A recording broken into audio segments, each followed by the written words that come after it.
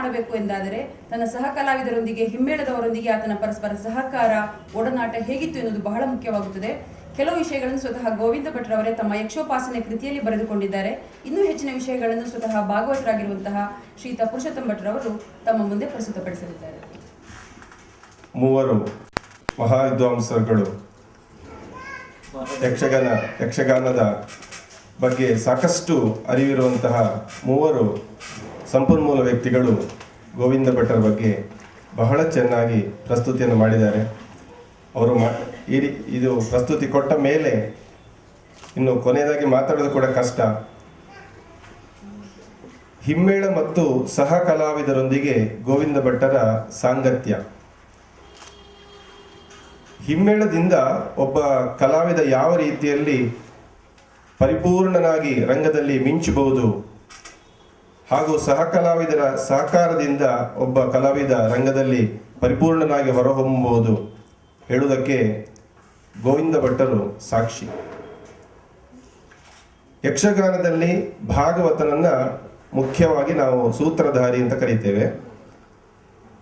ಭಾಗವತನಿಗೆ ಕಥೆಯ ಸಂಪೂರ್ಣವಾದ ಹಿಡಿತ ಇರಬೇಕು, ರಂಗ ತಂತ್ರಗಳು ಗೊತ್ತಿರಬೇಕು, ಲಯಜ್ಞಾನ ಇರಬೇಕು, ರಾಗಗಳು ಗೊತ್ತಿರಬೇಕು, ಯಾವ ರಾಗಗಳನ್ನು ಯಾವ ಸಂದರ್ಭದಲ್ಲಿ ಹಾಡಬೇಕು ಹೇಳುವಂತಹ ಅರಿವಿರಬೇಕು. ಇತ್ಯಾದಿಗಳೆಲ್ಲ ಒಬ್ಬ ಭಾಗವತನಲ್ಲಿದ್ದಾಗ ತನ್ನ ಜೊತೆಯಲ್ಲಿರುವಂತಹ ಕಲಾವಿದರನ್ನು ಒಂದು ಸರಿಯಾದ ರೀತಿಯಲ್ಲಿ ತೆಗೆದುಕೊಂಡು ಹೋಗಿ ರಂಗದಲ್ಲಿ ಅದನ್ನು ಬಹಳ ಚೆನ್ನಾಗಿ, ಅಂದರೆ ಕಲೋಪಾಸಕರಿಗೆ ಅದನ್ನು ಸರಿಯಾದ ರೀತಿಯಲ್ಲಿ ಕಥೆಯನ್ನ ಆಗಲಿ ಸನ್ನಿವೇಶವನ್ನಾಗಲಿ ಉಣಬಡಿಸುವುದಕ್ಕೆ ಭಾಗವತನಾದವನು ಸಮರ್ಥನಾಗ್ತಾನೆ. ಗೋವಿಂದ ಭಟ್ಟರು ಇಂತಹ ಒಬ್ಬ ಭಾಗವತರ ಗರಡಿಯಲ್ಲಿ ಬೆಳೆದ ಕಾರಣ ಅವರೊಬ್ಬರು ಪರಿಪೂರ್ಣ ಕಲಾವಿದರಾಗಿ, ಸರ್ವಾಂಗ ಪರಿಪೂರ್ಣ ಕಲಾವಿದರಾಗಿ ಅವರು ಹೊರಹೊಮ್ಮಿದ್ದಾರೆ ಎಂಬ ಹೇಳುವುದರಲ್ಲಿ ಆಶ್ಚರ್ಯ ಇಲ್ಲ. ಅವರು ತಮ್ಮ ಯಕ್ಷೋಪಾಸನೆ ಆತ್ಮವೃತ್ತಾಂತದಲ್ಲಿ ಬರೆದಿದ್ದಾರೆ. ಅವರು ಮೆಚ್ಚಿಕೊಂಡಂತಹ ಪರಮ ಭಾಗವತರು ಅಂತ. ಅವರು ಕಡತೋಕ ಮಂಜುನಾಥ ಭಾಗವತರು. ಬಡಗುತಿಟ್ಟಿನಲ್ಲಿ ಬಹಳ ಪ್ರಬುದ್ಧತೆಯನ್ನು ಹೊಂದಿದಂಥವರು. ತೆಂಕಿಗೆ ಬಂದರು. ತೆಂಕಿನ ತಾಳಗಳನ್ನು ಮತ್ತು ಬಡಗಿನ ರಾಗಗಳನ್ನು, ತೆಂಕು ಮತ್ತು ಬಡಗು ಎರಡನ್ನೂ ಕೂಡ ಸಮ್ಮಿಶ್ರವಾಗಿ ಅಳವಡಿಸಿಕೊಂಡು ಬಹಳ ಒಳ್ಳೆಯ ರಂಗತಂತ್ರವನ್ನು ನಾಲೆಜ್ ಇದ್ದಂತಹ ಒಬ್ಬ ಶ್ರೇಷ್ಠ ಭಾಗವತ ಕಡತೋಕ ಮಂಜುನಾಥ ಭಾಗವತರು. ಅವರೇ ಹೇಳ್ತಾರೆ, ಗೋವಿಂದ ಭಟ್ರೆ ಹೇಳ್ತಾರೆ, ಕುಣಿಯಲು ಬಾರದವನನ್ನ ಕುಣಿಯುವಂತೆ ಮಾಡಿದರು ಅಂತ. ಬೇರೆ ಬೇರೆ ರೀತಿಯಲ್ಲಿ ಒಂದು ತಾಳವನ್ನು 7-8 ರೀತಿಯಲ್ಲಿ ಯಾವ ರೀತಿಯಲ್ಲಿ ಕುಣಿಸಬಹುದು, ಕೆಲಸ ತೆಗಿಬಹುದು ಹೇಳುವಂತಹದ್ದು ಕಡತೋಕ ಮಂಜುನಾಥ ಭಾಗವತರಿಗೆ ತಿಳಿದಿತ್ತು. ಬೇರೆ ಬೇರೆ ರೀತಿಯ ವೇಷಗಳನ್ನ ಗೋವಿಂದ ಭಟ್ರು ಮಾಡಿದರು. ಅವರೇ ಹೇಳಿಕೊಡ್ತಾರೆ, ಎಲ್ಲ ರೀತಿಯ ವೇಷ ಮಾಡಿದ್ದಾರೆ. ಪಗಡಿ ವೇಷ ಮಾಡಿದ್ದಾರೆ, ಸ್ತ್ರೀ ವೇಷ ಮಾಡಿದ್ದಾರೆ, ಕೋಲುಕಿರೀಟದ ವೇಷ ಮಾಡಿದ್ದಾರೆ, ಬಣ್ಣದ ವೇಷ ಮಾಡಿದ್ದಾರೆ, ಹಾಸ್ಯ ಮಾಡಿದ್ದಾರೆ. ಎಲ್ಲ ರೀತಿಯ ವೇಷಗಳು ಅವರಿಂದ ಹೊರಹೊಮ್ಮಿದೆ. 70 ವರ್ಷದ ತಿರುಗಾಟ ಅಂತ ಹೇಳಿದರೆ ಅದೊಂದು ಸಣ್ಣ ವಿಚಾರ ಅಲ್ಲ. 70 ವರ್ಷದ ತಿರುಗಾಟದಲ್ಲಿ ಅವರು ಬಹಳ ಸುದೀರ್ಘವಾದಂತಹ ಒಂದು ಅನುಭವವನ್ನು ಹೊಂದಿದಂಥವರು. ಅದಕ್ಕೆ ಹೇಳ್ತಾರೆ ವಿದ್ಯಾ ದದಾತಿ ವಿನಯಂ ಅಂತ. ಎಲ್ಲ ಬರೀ ಯಕ್ಷಗಾನ ಮಾತ್ರ ಅವರಿಗೆ ಗೊತ್ತಿರುವಂಥದ್ದಲ್ಲ. ಯಕ್ಷಗಾನಕ್ಕೆ ಪೂರಕವಾಗಿರುವಂತಹ ಭರತನಾಟ್ಯ ಅಥವಾ ಇನ್ನಿತರ ಸಂಬಂಧಿತವಾದ ಬೇರೆ ಬೇರೆ ನಾಟ್ಯ ಪ್ರಕಾರಗಳನ್ನು ಕೂಡ ಅವರು ಅಧ್ಯಯನ ಮಾಡಿದ್ದಾರೆ. ಈ ರೀತಿ ಅಧ್ಯಯನ ಮಾಡಿದ್ದರಿಂದ ಅವರು ಹಿಮ್ಮೇಳಕ್ಕೆ ಪೂರಕವಾಗಿ ಬೆಳೆಯುವುದರಲ್ಲಿ ಅವರು ಸಾಧ್ಯ ಆಯಿತು ಅಂತ ಅನಿಸ್ತದೆ. ಯಾವತ್ತೂ ಕೂಡ ಒಂದು ಫಲಭರಿತವಾದಂತಹ ವೃಕ್ಷ ಯಾವ ರೀತಿ ಬಾಗ್ತದೋ ಅವರನ್ನು ನೋಡಿದರೆ ನಮಗೆ ಗೊತ್ತಾಗ್ತದೆ ಬಹಳ ಸಹೃದಯಿ, ಬಹಳ ಡೌನ್ ಟು ಅರ್ತ್ ಅಂತ ನಾವೇನು ಹೇಳ್ತೇವ ಆ ರೀತಿಯ ಒಂದು ಮನೋಭಾವ. ಯಾರತ್ರ ಕೂಡ ಮಕ್ಕಳಲ್ಲಿ ಕೂಡ ಅವರು ಯಾವುದೇ ರೀತಿಯ ಒಂದು ಈಗೋವನ್ನು ತೋರಿಸಿಕೊಳ್ಳುವಂಥವರಲ್ಲ.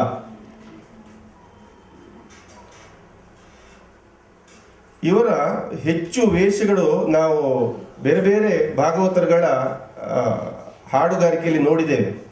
ನಾನು ತುಂಬ ಅನುಭವಿ ಅಲ್ಲ.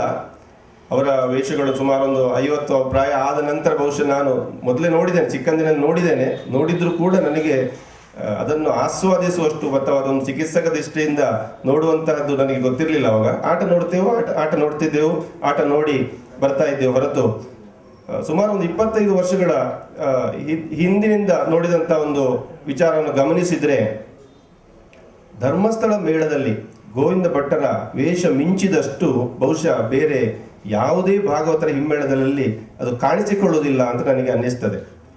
ಕಾರಣ ಬಹುಶಃ ಏನು ಅಂತ ಹೇಳಿದ್ರೆ, ಅವರ ಸುದೀರ್ಘವಾದಂಥ ತಿರುಗಾಟ ಒಂದು, ಮತ್ತು ಇವರು ಯಾವ ರೀತಿ ಕುಣಿತಾರೆ ಹೇಳುವಂಥದ್ದು ಭಾಗವತರಿಗೂ ಗೊತ್ತಿದೆ.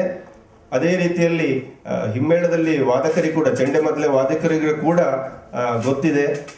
ಈ ರೀತಿ ಇರುವುದರಿಂದ ಅವರ ಒಂದು ಪರಿಪೂರ್ಣವಾದಂತಹ ಒಂದು ಪ್ರತಿಭೆ ಏನಿದೆ, ಆ ದೈತ್ಯ ಪ್ರತಿಭೆ ಅದು ಹೊರಬಂದಂಥದ್ದು ಧರ್ಮಸ್ಥಳ ಮೇಳದಲ್ಲಿ. ಬೇರೆ ಮಳೆಗಾಲದಲ್ಲಿ ನಾವು ಟೌನ್ ಹಾಲ್ನಲ್ಲಿ ಎಲ್ಲ ಆಟ ನೋಡ್ತೇವೆ, ಬೇರೆ ಭಾಗವತರುಗಳ ಅಂದರೆ ಅದು ದೋಷ ಅಂತ ನಾನು ಹೇಳುವುದಿಲ್ಲ. ಆ ಒಂದು ಕಾಂಬಿನೇಷನ್ ಅಂದರೆ ರಂಗದಲ್ಲಿ ಒಂದು ಟೆಕ್ಸ್ಟಿನ ಹಾಗೆ, ಅದು ಒಂದು ಟೆಕ್ಸ್ಟ್. ಹಿಮ್ಮೇಳ ಮತ್ತು ಮುಮ್ಮೇಳ ಒಂದೇ ರೀತಿ, ಅದರಲ್ಲಿ ಯಾವುದೇ ರೀತಿಯ ಬೇರೆ ಅಂತ ಅನ್ನಿಸುವುದಿಲ್ಲ. ಅದುವರೆಗೆ ಬೇರೆ ಕಲಾವಿದರು ಪಾತ್ರ ನಿರ್ವಹಿಸಿ ಹೋಗ್ತಾ ಇದ್ದಾಗಲ್ಲ ಏನೋ ಬೇರೆ ಇದ್ರೆ, ಇವರು ಗೋವಿಂದ ಭಟ್ರ ಪ್ರವೇಶ ಆಗುವಾಗ ಒಂದು ರೀತಿಯ ಗಾಂಭೀರ್ಯತೆ. ಕಡತೋಕ ಭಾಗವತರು ಯಾವ ಒಂದು ಶೈಲಿ ಅಥವಾ ಅವರ ಒಂದು ರಂಗನಡೆ, ರಂಗತಂತ್ರಗಳು ಯಾವುದಿತ್ತೋ ಅದನ್ನು ಇವತ್ತು ನಾವು ಪುತ್ತಿಗೆ ರಘುರಾಮ ಹೊಳ್ಳರ ಭಾಗವತಿಕೆಯಲ್ಲಿ ಕಾಣ್ತೇವೆ.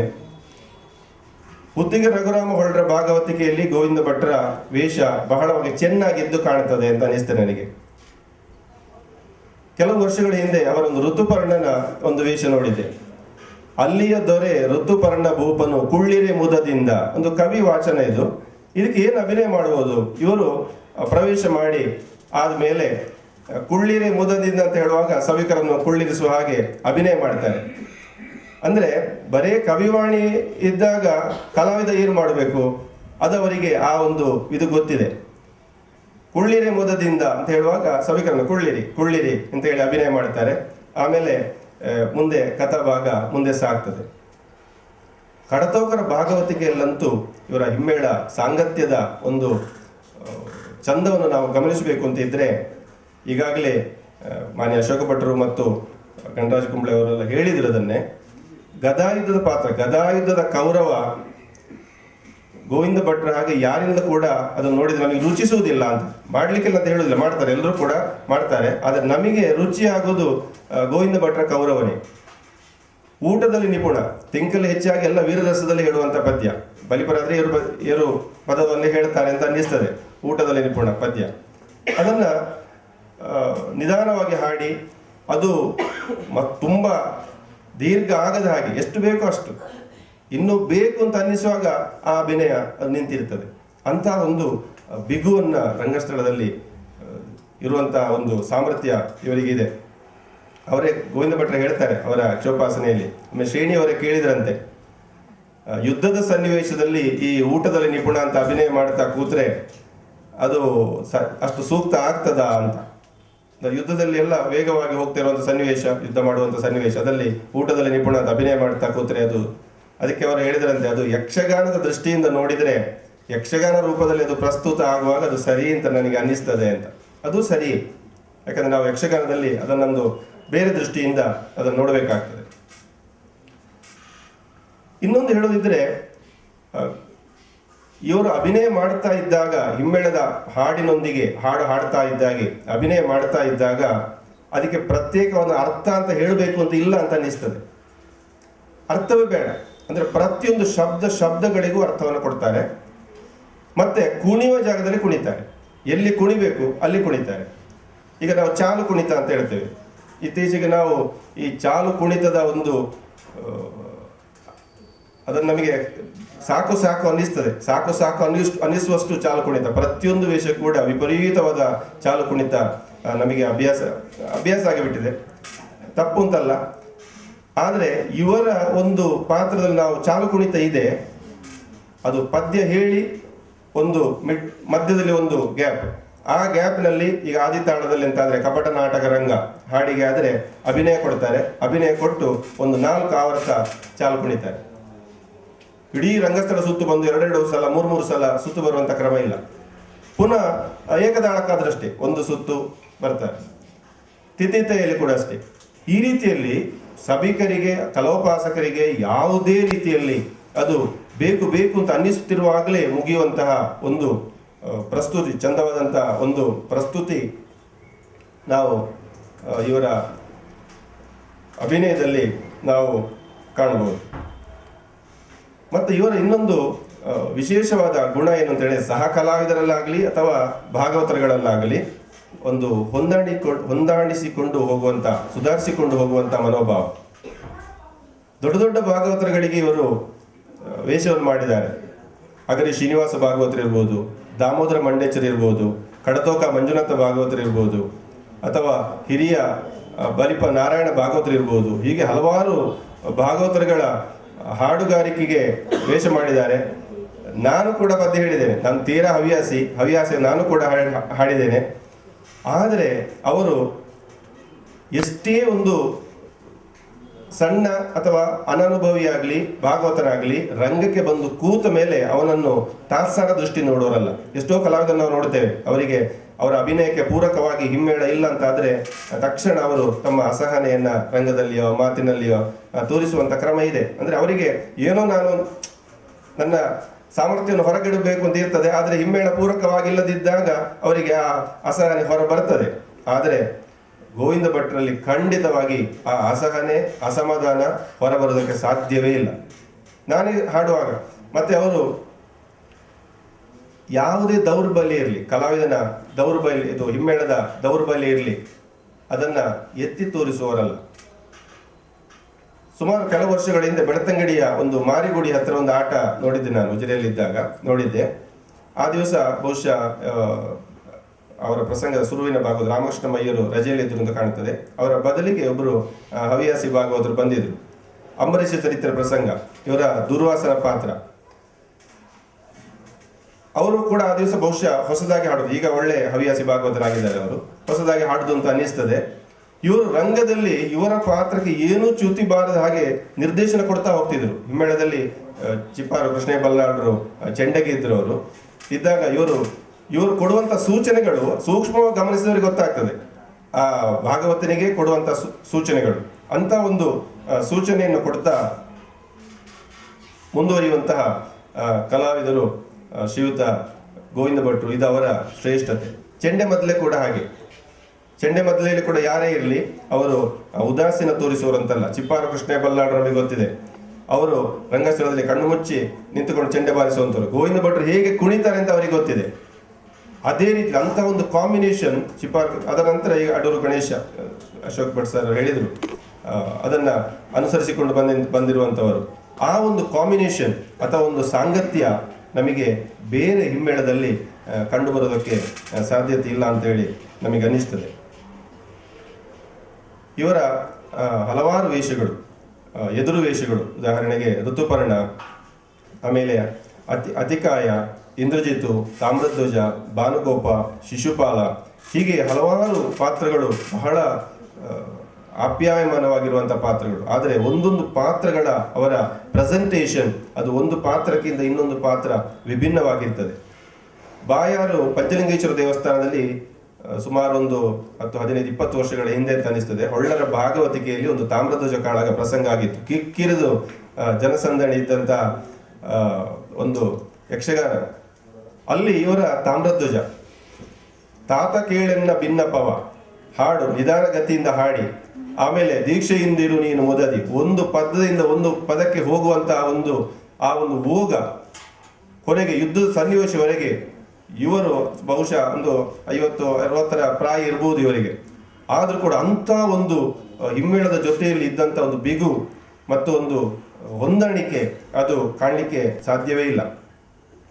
ಇಂದ್ರಜಿತು ಕಾಳಗದ ಆಗಲೇ ಪ್ರಸ್ತಾಪ ಆಯಿತು, ತಿಳಿಸಿಕೊಟ್ಟಿದ್ದಾರೆ. ಸಬ್ಕಾ ಸಾಥ್ ಸಬ್ಕಾ ವಿಕಾಸ್ ಅಂತ ಮೋದಿಯವರ ಮಂತ್ರದ ಹಾಗೆ ಹೇಗೆ ಗೋವಿಂದ ಭಟ್ರು ಬದುಕಿ ಬಾಳಿದ್ರು, ಯಕ್ಷರಂಗವನ್ನು ಆಳಿದ್ರು ಅಂತ ಹೇಳಿದ್ರ ಬಗ್ಗೆ ಬಹಳ ಚೆನ್ನಾಗಿ ಎಲ್ಲರೂ ನಮಗೆ ತಿಳಿಸಿಕೊಟ್ಟಿದ್ದಾರೆ.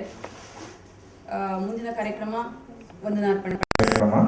ಈ ಕಾರ್ಯಕ್ರಮಕ್ಕೆ ನಮ್ಮ ಜೊತೆ ಭಾಗವಹಿಸುವವರು ಉಜಿರೆ ಅಶೋಕ್ ಭಟ್, ರಾಧಾಕೃಷ್ಣ ಕಲ್ಚಾರ್, ಗಣರಾಜ್ ಕುಂಬ್ಳೆ, ಸಿಬ್ಬಂದಿ ಪದ್ಮನಾಭ ಕೆಬಿ, ಆರತಿ ಪಟ್ರಮೆ ಹಾಗೂ ನಾನು ಶಶಾಂಕ್ ಕಾರ್ನಾಡಿ ಭಾಗವಹಿಸ್ತಾ ಇದ್ದೇವೆ.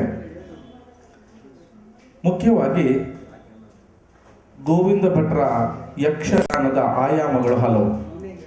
ಅದನ್ನು ತಿಳಿದುಕೊಳ್ಬೇಕು ಅವರ ಬಾಯಿಯಿಂದ ಅಂತಂದರೆ ಅವರನ್ನು ಬೇರೆ ಬೇರೆ ವಿಧಗಳಲ್ಲಿ ಪ್ರಶ್ನಿಸ್ತಾ ಹೋಗುವ ಮೂಲಕವಾಗಿ ಅವರ ಬಾಯಿಂದ ಅವರ ಅನಿಸಿಕೆಗಳನ್ನು ಪಡೆದುಕೊಳ್ಳಬಹುದು.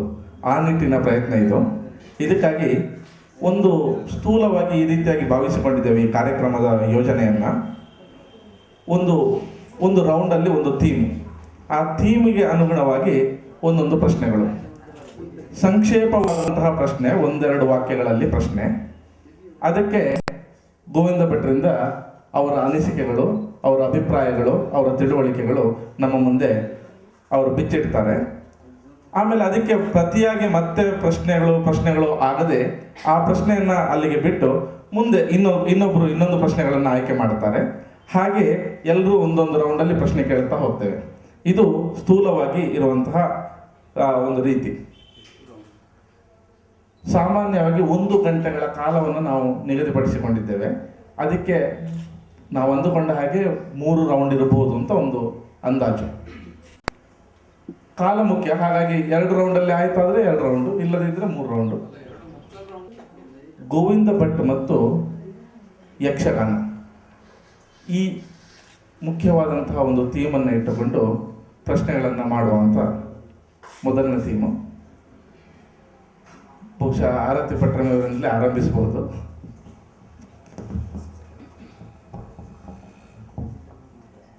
ಯಕ್ಷೋಪಾಸನೆಯನ್ನು ಓದಿದ್ದೇವೆ. ಆ ನೆಲೆಗಟ್ಟಿನಲ್ಲಿ ಯಕ್ಷಗಾನಕ್ಕೆ ನೀವು ಹೇಗೆ ಬಂದ್ರಿ ಅಥವಾ ಯಾಕಾಗಿ ಸೆಳೆಯಲ್ಪಟ್ರಿ ಅಂತ ಅನ್ನೋದನ್ನು ಓದ್ಕೊಂಡಿದ್ದೇನೆ. ಆದರೂ ಇಲ್ಲಿಯ ಪ್ರೇಕ್ಷಕರಿಗೆ ಅದನ್ನೊಂದು ಸ್ಥೂಲವಾಗಿ ಯಕ್ಷಗಾನಕ್ಕೆ ನೀವು ಸೆಳೆಯಲ್ಪಟ್ಟ ರೀತಿ, ಅದು ನಿಮ್ಮನ್ನು ಆಕರ್ಷಿಸಿದ ಬಗೆ ಹೇಗೆ, ಅಥವಾ ನೀವು ಅದಕ್ಕೆ ಅಂಟಿಕೊಂಡ ರೀತಿ ಹೇಗೆ, ಅದನ್ನು ಹೇಳಿದರೆ ಚೆನ್ನಾಗಿರ್ತದೆ. ಹುಟ್ಟಿದ ಮೇಲೆ ಬದುಕಬೇಕಾದ ಅನಿವಾರ್ಯತೆ ಇದೆ ಅಂತ ನಾನು ಭಾವಿಸ್ತೇನೆ. ಬದುಕಬೇಕಾಗಿದ್ದರೆ ಮನುಷ್ಯ ಏನಾದರೂ ಕೆಲಸವನ್ನು ಮಾಡುತ್ತಲೇ ಇರಬೇಕು. ಮಾಡದೇ ಇದ್ದರೆ ಜೀವನೋಪಾಯಕ್ಕೆ ದಾರಿ ಕಾಣೋದಿಲ್ಲ. ಎಳಮೆಯಲ್ಲಿ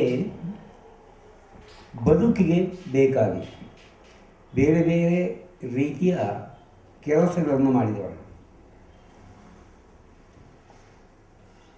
ಹಾಗೆ ತಿರುಗಾಡುತ್ತಿರುವಾಗ ಹೊಸ ಹಿತ್ತಲು ಮಾಲಿಂಗ ಭಟ್ರು ಒಂದು ಕಾರ್ಯಕ್ರಮದಲ್ಲಿ ಕಾಣಸಿಕ್ಕಿದೆ.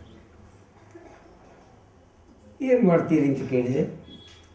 ನಾನು ಧರ್ಮಸ್ಥಳ ಮೇಳದಲ್ಲಿ ವೇಷ ಮಾಡ್ತೇನೆ, ನನಗೆ ತಿರುಗಾಟಕ್ಕೆ 500 ರೂಪಾಯಿ ಸಂಬಳ ಸಿಗ್ತದೆ. ನನಗೆ ಆಶ್ಚರ್ಯ ಆಯಿತು. ನನಗಿಂತ ವಯಸ್ಸಿನಲ್ಲಿ 5-6 ವರ್ಷ ದೊಡ್ಡವರು. ವರ್ಷಕ್ಕೆ 500 ರೂಪಾಯಿ ಸಂಬಳ ಸಿಕ್ಕುವಂಥ ಒಂದು ಕೆಲಸ ಇದ್ದರೆ ದಿನಕ್ಕೆ 4 ಆಣೆ ಸಂಬಳ ಕೊಡುವುದು ಆ ಕಾಲದಲ್ಲಿ ಇರಲಿಲ್ಲ. ಹುಡುಗರಿಗೆ ಎಷ್ಟು ಸಂಬಳ ಸಿಗ್ತದೆ ಅಂತಾದರೆ ನಾನು ಯಕ್ಷಗಾನಕ್ಕೆ ಯಾಕೆ ಸೇರಬಾರದು, ಹಾಗಾದರೂ ಸಂಪಾದನೆ ಆದೀತು ಅಂತ ಅವರ ಪ್ರಚೋದನೆ. ಇಲ್ಲದಿದ್ದರೆ ನಾನು ಯಕ್ಷಗಾನಕ್ಕೆ ಬರುತ್ತೇನೆ ಇರಲಿಲ್ಲ. ಮೇಳಕ್ಕೆ ಸೇರೋಣ ಅಂತ ಹೇಳಿದರೆ ಯಾರನ್ನು ಕೇಳುವುದು? ಧರ್ಮಸ್ಥಳ ಮೇಳ ಎಂದ ತಕ್ಷಣ ನನಗೆ ನೆನಪಾದ್ದು ಮಂಜಯ್ಯ ಹೆಗ್ಡೆ ಅವರು. ಅವರಲ್ಲಿ ಹೋಗಿ ಕೇಳಿದೆ, ನಾನು ಮೇಳಕ್ಕೆ ಸೇರ್ತೇನೆ. ನನ್ನನ್ನು ನೋಡಿ ಅವರಿಗೆ ಆಶ್ಚರ್ಯ ಆಯ್ತು. ನಮ್ಮ ಮೇಳ ನಾನು ನಡೆಸೋದಿಲ್ಲ, ಕುರಿಯ ಶಾಸ್ತ್ರಿಗಳು ನಡೆಸುವರು, ಕಾರಣ ಅವರಲ್ಲೇ ಕೇಳೋದು ಒಳ್ಳೆಯದು ಅಂತ ಹೇಳಿ ನಾನು ಮಂಜಯ್ಯ ಹೆಗ್ಡೆಯವರಲ್ಲಿ ಆಶ್ರಯವನ್ನು ಕೇಳಲಿಲ್ಲ, ಮೇಳಕ್ಕೆ ಸೇರಿಸಿಕೊಳ್ಳಿ ಅಂತ ಕೇಳಿಕೊಂಡಿದ್ದೇನೆ. ಕುರಿಯ ಶಾಸ್ತ್ರಿಗಳನ್ನು ತೋರಿಸಿದರು. ಮೇಳದ ಹತ್ರ ಹೋಗಿ ಕುರಿಯ ಶಾಸ್ತ್ರಿಗಳಲ್ಲಿ ಕೇಳಿದೆ, ನಾನು ಆಟಕ್ಕೆ ಬರ್ತೇನೆ, ಏನಾದರೂ ಕೆಲಸ. ಈ ಮೇಳ ಮುಗಿಯುವ ಸಮಯ ಆಯಿತು, ಇನ್ನು ನೀನು ಮೇಳಕ್ಕೆ ಬಂದಿದ್ದೆ, ಇನ್ನೊಂದು ತಿಂಗಳೊಳಗೆ ಮೇಳ ಮುಗಿಯುತ್ತದೆ. ಮತ್ತು ಮೇಳಕ್ಕೆ ಬರಬೇಕಾಗಿದ್ದರೆ ಅಭ್ಯಾಸ ಮಾಡಬೇಕು, ನಾಟ್ಯ ಕಲಿಬೇಕು, ಮಾತು ಹೇಳಬೇಕು ಹೇಳಿ ಅದನ್ನು ಒಪ್ಪಿಕೊಂಡು ಕುರಿಯಕ್ಕೆ ಹೋದೆ. ನನ್ನನ್ನು ನೋಡಿ ನೀನು ಯಕ್ಷಗಾನಕ್ಕೆ ಬೇಡ ಅಂತೇಳಿ ನನ್ನ ತಾಯಿಯ ದೊಡ್ಡ ತಾಯಿ ಮನೆ ಕೋಳಿಯೂರು. ಅವರು ಕುರಿಯ ಶಾಸ್ತ್ರಿಗಳ ತಂದೆಯವರಿಗೆ ಭಾಳ ಹತ್ತಿರದ ಸಂಬಂಧ. ಅಜ್ಜಿಯಲ್ಲಿ ಕೇಳಿದೆ ಏನು ಮಾಡೋದು. ಅವ್ರು ಹೇಳಿದರು, ವಿಠಲನ ಹತ್ರ ಕೇಳಿದೆ ಅಂತ ಅವನ ಅಪ್ಪನ ಹತ್ರ ಕೇಳಿ ಹೇಳಿ ಅಲ್ಲಿ ಕರ್ಕೊಂಡೋಗಿ ವೆಂಕಟರಮಣ ಶಾಸ್ತ್ರಿಗಳಲ್ಲಿ ಹುಡುಗ ಮಗ ಬರ್ತಾ ಇದ್ದಾನೆ, ನೀವು ಮೇಳಕ್ಕೆ ಸೇರಿಸಿಕೊಳ್ಳಿ, ಎಲ್ಲೆಲ್ಲಿ ತಿರುಗಾಡೋದು ಬೇಡ ಅಂತ. ಮಿತ್ರನಡಕದಲ್ಲಿ ನಾಟ್ಯ ಶಾಲೆ ಆರಂಭ ಆಯಿತು. ಯಕ್ಷಗಾನ ನಾಟ್ಯ ಶಾಲೆ ಅಲ್ಲ, ಪರಮಶಿವನ್ ಅವರು ಧರ್ಮಸ್ಥಳ ಮೇಳದಲ್ಲಿ ಶಾಸ್ತ್ರಿಗಳ ಜೊತೆಯಲ್ಲಿದ್ದ ಕಲಾವಿದರಿಗೆ ಭರತನಾಟ್ಯ ಹೇಳಿಕೊಡುವುದಕ್ಕಾಗಿ ಬಂದಂಥ ಗುರು ಪರಮಶಿವನ್. ತರಬೇತಿ ಆರಂಭ ಆಯಿತು. ನಾನು, ರಾಮಕೃಷ್ಣ ಗಂತಿ, ಸುಬ್ಬ ಪಾಟಾಳಿ ಅಂತ 3 ಜನರು ಯಕ್ಷಗಾನ ಕಲಿಯಕ್ಕೆ ಹೋದವರು. ಶಾಸ್ತ್ರಿಗಳು ಯಕ್ಷಗಾನ ಹೇಳಿಕೊಡ್ತಾರೆ ಎಂಬ ಭರವಸೆ ನಮಗೆ. ಶಾಸ್ತ್ರಿಗಳು ನೋಡಿದರು, ದಿತ್ತ ದಿಮಿತ ಅಥವಾ ಕುಣಿ ಅಂತ ಹೇಳಿದರು. ಅದು ಹೇಗೆ ಅಂತ ನಮಗೆ ಗೊತ್ತಿಲ್ಲ. ಅದಕ್ಕೆ ಕೋಳಿಯೂರು ರಾಮಚಂದ್ರ ರಾಯರ ಹತ್ರ ಹೇಳಿದರು, ದಿತ್ತ ದಿಮಿತ ಅಥವಾ ಹೇಳಿ ಇವಕ್ಕೆಲ್ಲ ಎಂತಾದ್ರೂ ಹೇಳಿಬೋದು. ಹನುಮಂತನ ಮೋಡಿ ಹಂಗಿದ್ದೀವ ನಮಗೆ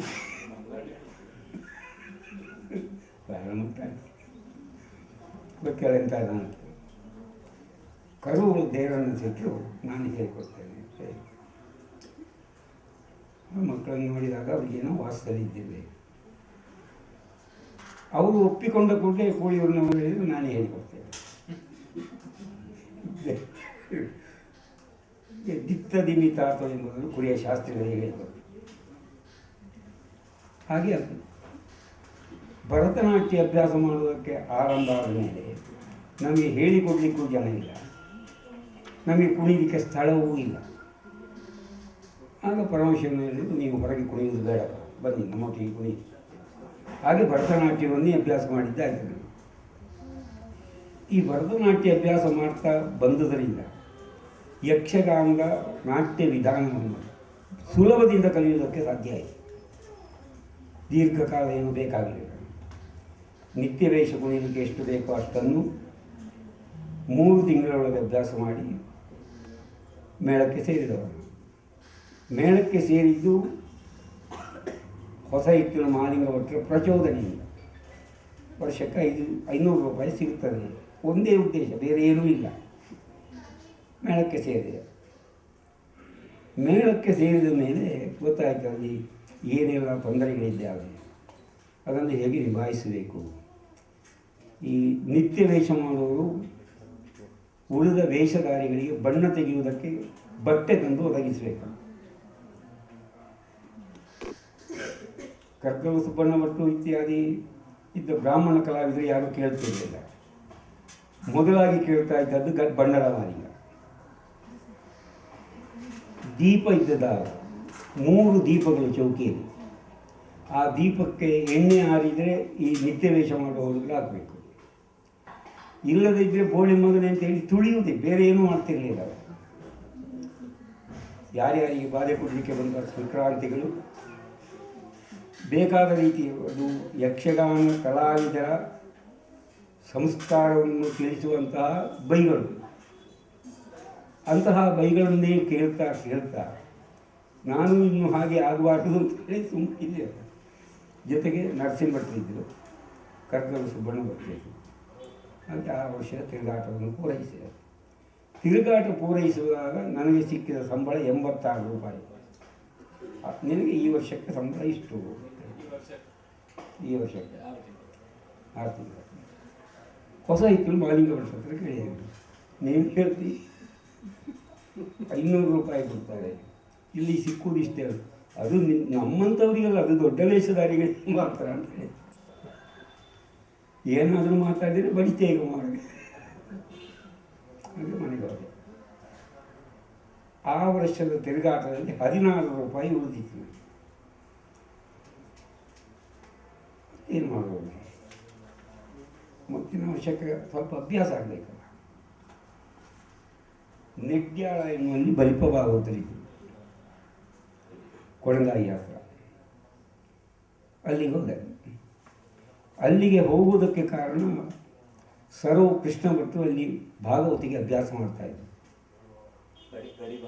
ಗಡಿ ಭಾಗವತರು ಅಂತ ನಾವು ಅಬ್ಬುಟ್ಟಿ ಅಂತ ಕರೆಯುವುದು ಅವರನ್ನು. ಅವರ ಜೊತೆಯಲ್ಲಿ ಅವರ ಮನೆಗೆ ಹೋದ. ನಾನು ಹೋಗುವಾಗ ಈಗ ಬಲಿಪ ಭಾಗವತರು ಅಂತ ನಾವು ಯಾರನ್ನು ಹೇಳ್ತೇವೆ, ಬಲಿಪನಾರಾಯಣ ಭಾಗವತ, ಅವರು ಅಲ್ಲಿದ್ದರು. ನಾವಿಬ್ಬರು ಮಕ್ಕಳು. ಬಲಿಪ್ರಿಗೆ ಮಕ್ಕಳಿಲ್ಲ. ಸಣ್ಣ ಮಕ್ಕಳನ್ನು ಕಂಡ್ರೆ ಇಲ್ಲ ಮಗು ಮಗು ಅಂತಲೇ ಕರೆಯುವುದು. ಅವರ ಹೆಂಡತಿ ಎನಿಸಿಕೊಂಡ ಸೀತ ಜೀವ ಆಗಿತ್ತು. ಬಲಿಪ ಭಾಗವತರ ಹೆಂಡತಿ ಸತ್ತು ಎಷ್ಟೋ ವರ್ಷ ಆಗಿತ್ತು. ಜೊತೆಯಲ್ಲಿದ್ದದ್ದು ಸೀತಮ್ಮ. ಅವರಿಬ್ಬರು ಮಕ್ಕಳನ್ನು ಚೆನ್ನಾಗಿ ನೋಡ್ತಾರೆ. ಅವರ ಮನೆಯಲ್ಲಿ ಅವರು ಹೇಳಿದರು, ವೇಷ ಮಾಡಲೇ ಭಾಗವತಿಗೆ ಅಭ್ಯಾಸ ಮಾಡಿದ್ವಿ, ಚೆಂಡೆ ಮೊದಲೇ ಒಂತೆ ವೇಷ ಮಾಡುವವರಿಗೆ ಹೇಳಿ ಭಾಗವತಿಗೆ ಹೇಳಿಕೊಟ್ರು.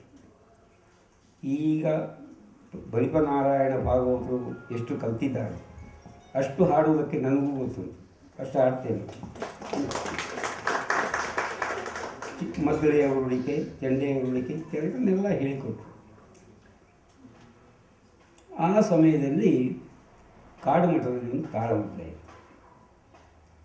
ಪ್ರತಿ ವರ್ಷವೂ ಚೌತಿಗೆ ಇಲ್ಲಿ ತಾಳಮದ್ದಳೆ ಆಗ್ತಾ ಇರ್ತಾರೆ. ಭಾಗವತರು ಕರ್ಕೊಂಡೋದ್ರು. ಆ ದಿವಸ ಅಲ್ಲಿ ಯಾರಿಗೂ ಕರ್ಣ ಬರುವ ಪ್ರಸಂಗ, ಅರ್ಥ ಹೇಳಲಿಕ್ಕೆ ಜನ ಇಲ್ಲ. ಬಲಿಪುರ ಹಿಂದೆ ಕೂತು ಹಾರ್ಮೋನಿಯಂ ಬಾರಿಸ್ತಿದ್ದೆ. ಭಾಗವತ ನೀನು ಕೇಳಿದ ಇಂಥ ಹೇಳ್ತೇವೆ ಕೂತು ಅಂತೇಳಿ ನನ್ನ ಅರ್ಥ ಹೇಳಲಿಕ್ಕೆ ಹೇಳಿದೆ. ನಾನು ಭೀಮಾ ಬಾಯುದ್ದಕ್ಕೆ ಹಂಗೆ ಅದು ಹೀಗೆ ಹೇಳಿಕೊಟ್ರು. ಅವರು ದುಶಾಸನ ಪಾತ್ರ ನಿರ್ವಹಣೆ ಮಾಡಿದ್ದಕ್ಕೆ 2 ರೂಪಾಯಿ ತೆಗೆಸಿಕೊಟ್ರು. ಬಲಿಪುರಲ್ಲಿ ಅವರು ಕೊಡದೇ ಇದ್ದರೆ ಅವರಾದರೂ ಕೈಯಿಂದ ಕೊಡ್ತಾರೆ. ಆ ಬಗ್ಗೆ ಏನೂ ಆಲೋಚನೆ ಮಾಡಲಿಕ್ಕಿಲ್ಲ. ಅಂದರೆ ಮಕ್ಕಳನ್ನು ಸಾಕುವುದವರಿಗೊಂದು ಹವ್ಯಾಸ. ಯಾವ ಹುಡುಗನೇ ಬರಲಿ ಅವನಿಗೆ ಹೇಳಿಕೊಟ್ಟುಕೊಂಡಿದ್ದು. ಹಾಗಾದ ಕಾರಣ ತಾಳಮದ್ದಳೆಯಲ್ಲಿ ಅರ್ಥ ಹೇಳುವ ಕ್ರಮ ಒಂದು ಉಂಟು ಅಂತ ಗೊತ್ತಾಗ್ತದೆ ಬಂದಿದೆ. ಮುಂದೆ ಅರ್ಥ ಹೇಳುವುದಕ್ಕೆ ಅವರ ಜೊತೆಯಲ್ಲಿ ಅವರ ಹಾಡುಗಾರಿಕೆ ಇದ್ದಲ್ಲಿ ಹೋಗ್ತಿದ್ದೆ. ಮೂಡುಬಿದಿರೆಯಲ್ಲಿ ತಾಳಮದ್ದಳೆ ಆಯಿತು.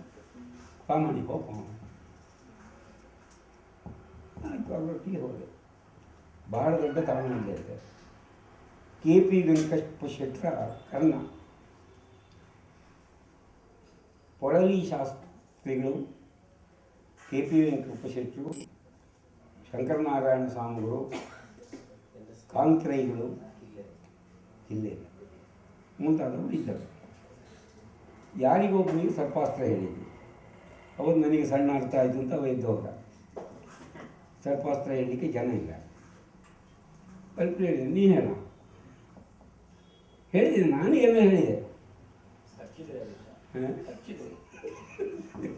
ಆಯಿತಾ. KP ವೆಂಕಟಪ್ಪ ಶೆಟ್ಟರು ಭಾರಿ ಖುಷಿ ಅಂಡಿಂತು. ಎನ್ನಿದ್ರೆ ಅರ್ಥ ಮಾಡಿರ್ತಾರೆ. ಅವರು ಎಷ್ಟು ಪರಿಣಿತರಾದ ಅರ್ಥಧಾರಿ ಎಂಬುದು ನನಗೆ ಗೊತ್ತಿಲ್ಲ. ನಾನಂತೂ ಬಲಿಪುರ ಹೇಳಿಕೊಟ್ಟ ಅರ್ಥವನ್ನು ಹೇಳಿದೆ. ಎಡ್ಡೆ ಭವಿಷ್ಯವನ್ನು ಮಾಡಿದ್ವಿ ಆಗಿದೆ. ಹೌದು, ಈಗಲೂ ಹೇಳ್ತೇನೆ. ಸರಿ, ಅದೇ ಅದನ್ನು ಈಗ ಹಿಂದಿನ ಕಾಲದಲ್ಲಿ ನಿಮಗೆ ಜೀವನದ ಅತ್ಯಂತ ಅವಶ್ಯಕವಾದ ಒಂದು ಸಂಗತಿಯಾಗಿತ್ತು. ಒಂದು ಏನಾದರೂ ಒಂದು ಉಪಜೀವನ, ಒಂದು ಉದ್ಯೋಗ ಎನ್ನುವುದೊಂದು ಬೇಕೇ ಬೇಕಿತ್ತು. ಆದ್ದರಿಂದ ಹೊಟ್ಟೆಪಾಡಿಗೋಸ್ಕರವಾಗಿ ಯಕ್ಷಗಾನವನ್ನು ಅವಲಂಬಿಸಿದ್ರಿ. ಆದರೆ ಆಮೇಲೆ ನಿಮಗೆ ಇದರಲ್ಲಿ ಒಂದು ಪೂರ್ಣ ರೂಪದಲ್ಲಿ ತೊಡಗಿಸಿಕೊಳ್ಬೇಕು, ತಾನೊಬ್ಬ ಶ್ರೇಷ್ಠ ಕಲಾವಿದನಾಗಬೇಕು ಮತ್ತು ಈ ವೃತ್ತಿಯಲ್ಲಿ ಅನನ್ಯವಾದನ್ನು ಸಾಧಿಸಬೇಕು ಎಂಬ ರೀತಿಯ ಒಂದು ಭಾವನೆ ಮೂಡಿ ಬರುವುದಕ್ಕೆ ಅದರ ಸಂದರ್ಭಗಳನ್ನು ಸ್ವಲ್ಪ ಹೇಳ್ಬೋದಾ? ಶ್ರೇಷ್ಠ ಕಲಾವಿದನಾಗಬೇಕು ಅಂತ ಇವತ್ತಿಗೂ ನಾನು ಹೇಳುವುದಿಲ್ಲ. ಆ ಆಸಕ್ತಿಯು ಚೆನ್ನಾಗಿ ಕೆಲಸ ಮಾಡಬೇಕು. ಆದ್ದರಿಂದ ನಾನು ಕಲಾವಿದ ಅಂತ ಹೇಳುವುದಿಲ್ಲ, ರಂಗಕರ್ಮಿ ಅಂತಲೇ ಹೇಳುವುದು. ರಂಗದಲ್ಲಿ ಎಷ್ಟು ಕೆಲಸ ಮಾಡುವುದಕ್ಕೆ ಸಾಧ್ಯವೋ ಅಷ್ಟನ್ನು ಮಾಡ್ತಾ ಬಂದಿದ್ದೇನೆ. ಆದರೆ ನಿಮ್ಮ ಒಟ್ಟು ಕಲಾ ಜೀವನದಲ್ಲಿ ನೀವು ಜನಾಕರ್ಷಣೆಗಾಗಿ ಅಥವಾ ಇನ್ನೂ ಹೆಚ್ಚಿನ ಜನಾಕರ್ಷಣೆಯಿಂದ ಇನ್ನೂ ಹೆಚ್ಚು ಅರ್ಥ ಸಂಪಾದನೆ ಮಾಡುವುದಕ್ಕಾಗಿ ನೀವೀಗ ಹೇಳಿದ್ರಲ್ಲ ವಿಕಾರಗಳನ್ನು ಮಾಡುವವರಿದ್ದಾರೆ, ಹೌದು. ಅಂತಹ ವಿಕಾರಗಳನ್ನು ನಿಮಗೂ ಧಾರಾಳ ಮಾಡಬಹುದಿತ್ತು. ನಾವು ಈಗ ನಿಲ್ಲಿ ಬೇಕಾದಷ್ಟು ಮಾಡ್ಬೋದಿತ್ತು. ಆದರೆ ನೀವು ಎಷ್ಟೇ ಹೇಳಿದ್ರು ನೀವು ಮಾಡಿದ ವಿಕಾರ ಅಂತ ಯಕ್ಷಗಾನ ಪ್ರಪಂಚ ಒಪ್ಪುವುದಿಲ್ಲ. ಒಪ್ಪುವುದಿಲ್ಲ ಯಾಕೆ ಎಂಬುದೇ ನನಗೀಗ ಸಮಸ್ಯೆ ಅದು. ಅಲ್ಲ, ಅದು ಸಮಸ್ಯೆಯಾಗಿ ಇರಲಿ. ಆದರೆ ನಿಮಗೆ ಇನ್ನೂ ಹೆಚ್ಚು ವಿಕಾರವನ್ನೇ ಮಾಡಿ ಹೆಚ್ಚು ಸಂಪಾದನೆ ಮಾಡ್ಬೋದಿತ್ತಲ್ಲ, ಯಾಕೆ ಮಾಡಲಿಲ್ಲ ನೀವು? ಇನ್ನು ಗೋವಿಂದ ಭಟ್ರ ವೇಷಕ್ಕೆ ಅವರ ರಂಗ ಪ್ರಕ್ರಿಯೆಗಳಿಗಿರುವ ಗೌರವ ಪ್ರತ್ಯೇಕವಾಗಿ ಉಂಟು. ಹಾಗಿರುವಾಗ ನೀವು ಯಾಕೆ ಆ ಕಮರ್ಷಿಯಲ್ ಆದ ವ್ಯಾಪಾರಿ ಮುಖದಿಂದ ಯಾಕೆ ನೋಡಲಿಲ್ಲ ಅದನ್ನು? ಕಾಂದಿಲ ವೆಂಕಟರಾವ್ ಸುದ್ದಿ ಕೂಡ್ಲು ಮೇಳ ಮಾಡಿದರು. ಮೂಲ್ಕಿ ಮೇಳವನ್ನು ಪಿರೋಡಿಸ್ ಪ್ರೈವೇಟು ನಿಲ್ಲಿಸಿದ ಮೇಲೆ ಮತ್ತೇನು ಮಾಡೋದು? ಮಳೆಗಾಲದಲ್ಲಿ ಗತಿ ಇಲ್ಲ. ಪುನಃ ಧರ್ಮಸ್ಥಳಕ್ಕೆ ಹೋದೆ. ಆಗ ಕಾಂದಿಲ ವೆಂಕಟ ಬೆಳ್ಳಂ ಬಿಟ್ಟು ಶೀನಪ್ಪ ಭಂಡಾರಿ ನನ್ನ ಮೇಳ ಭಾಳ ಒಳ್ಳೆಯದುಂಟು, ನನ್ನ ಮೇಳಕ್ಕೆ ಬನ್ನಿ, ನಿಮಗೆ ದಿನಕ್ಕೆ 1,4 ರೂಪಾಯಿ ಸಂಬಳ ಕೊಡ್ತೇನೆ. ಈಗ ಸುಜನ ಸುಳ್ಯ ಅಂತ ನೀವು ಕೇಳಿರ್ಬೋದು. ಅವ ಹೇಳಿದ, ಅವ ಹೇಳುವುದೌದು, ಕೊಡುವುದಿಲ್ಲ, ಜಾಗ್ರತೆ ಮಾಡಿ. ನನ್ನ ಪ್ರಾಯದವನು ಹಾಗೆ ಆಲೋಚನೆ ಮಾಡುವ ಕಾಂದಿಲ ವೆಂಕಟರಾಯರು ಸಿಕ್ಕಿದ್ರು.